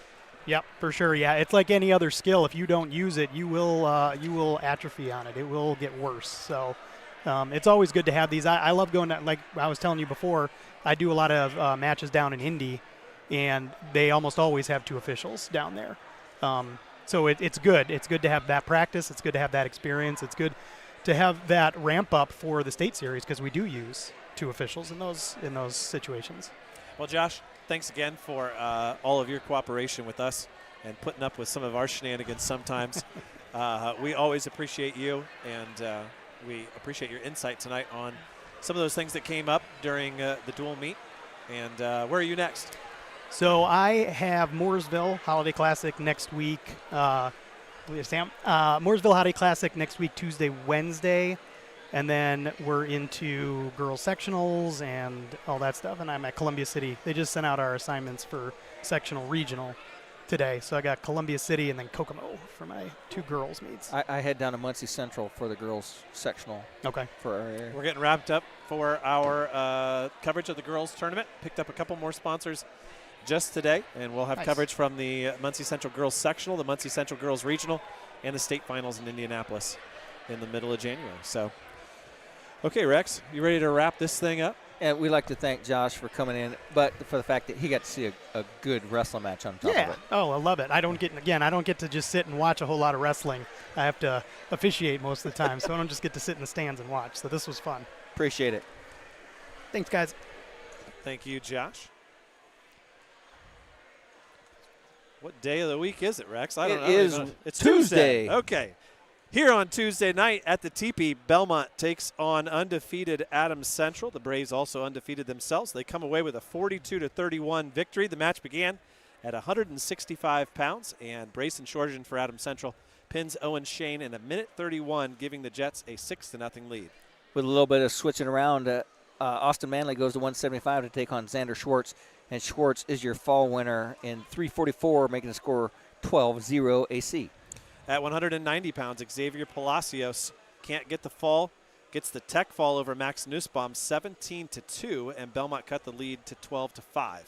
And then up, it's Blake Christner wrestling against Ethan Funk, and Funk in a pretty close match then at the 335 mark gets to fall over Blake Christner, and it makes the score 18-5 AC. Then at 285 pounds, there were a lot of stalling calls in this one early on as Ryan Beer tried to make it 6 minutes with Grady Baker. He only makes it 3 minutes and 34 seconds, and that closes the gap to 18-11. As we wrap our way up into the 106-pound matches, it's the first match of the season for Jacob Binniger as he takes on Ezra Liechty, and it's a 10-2 major decision for Binniger, your winner, making the team score 15-18. AC still on top. Belmont took their first lead of the night at 113 pounds, and they did not relinquish it. Bradley Baker rolls through, pins Owen Macklin in 5 minutes and 25 seconds, giving the Braves a 21-18 edge. At 120 pounds, it is Oliver Froat, the freshman, wrestling at Jaden Fiesel, the 10th grader, and it is Froat with the fall in just 39 seconds, giving the Braves a 27-18 lead. It was another first period fall at 126 for the Braves as Ben Mills scores 3 takedowns and pins Colton Everett in a minute 47, extending the lead out to 33-18. At 132 pounds, Cale Beard remains undefeated. It goes to 14-0 with a win over Luke Rubel. Major decision. Lost the score there, but 13-2. 13-2 is the score. 33-22 Bellmont on top. Speaking of undefeated wrestlers, Henry Froat remains undefeated with a 17-2 tech fall of Jackson Bingham. That extends the lead out for Bellmont to 38-22. At 144, Gabe Myers can seal the deal and put it away for the Braves, and that's just what he does. He gives up a takedown early to Carr, but comes back with a 18-7 major decision, giving them 42-22. At 150 pounds, Mav Dubois beats Sam Wolper 11-6. That made the score 42-25. And in our final match, it's freshman Charlie Froat wrestling against Dylan Ogg. Ogg remains undefeated at 14-0, and he gets to fall in 350. Final score 42-31. Reporting for WZBD Sports, your leader in sports in Adams County. It's been Rex Burndane filling. Well, Rex, I want to wish everybody that follows us all over the state a very Merry Christmas. Show off that happy Santa Claus hat you wore throughout the match. Flip it back there. And I went with my old school high school wrestling weekly hat. Join us for no show on Sunday. Join us for a show the morning of January 2nd for the start of the Al Smith Classic. And then we'll bring you all the Bellmont matches on the 3rd as well as the girls sectional from Muncie Central. Have a good night, everybody.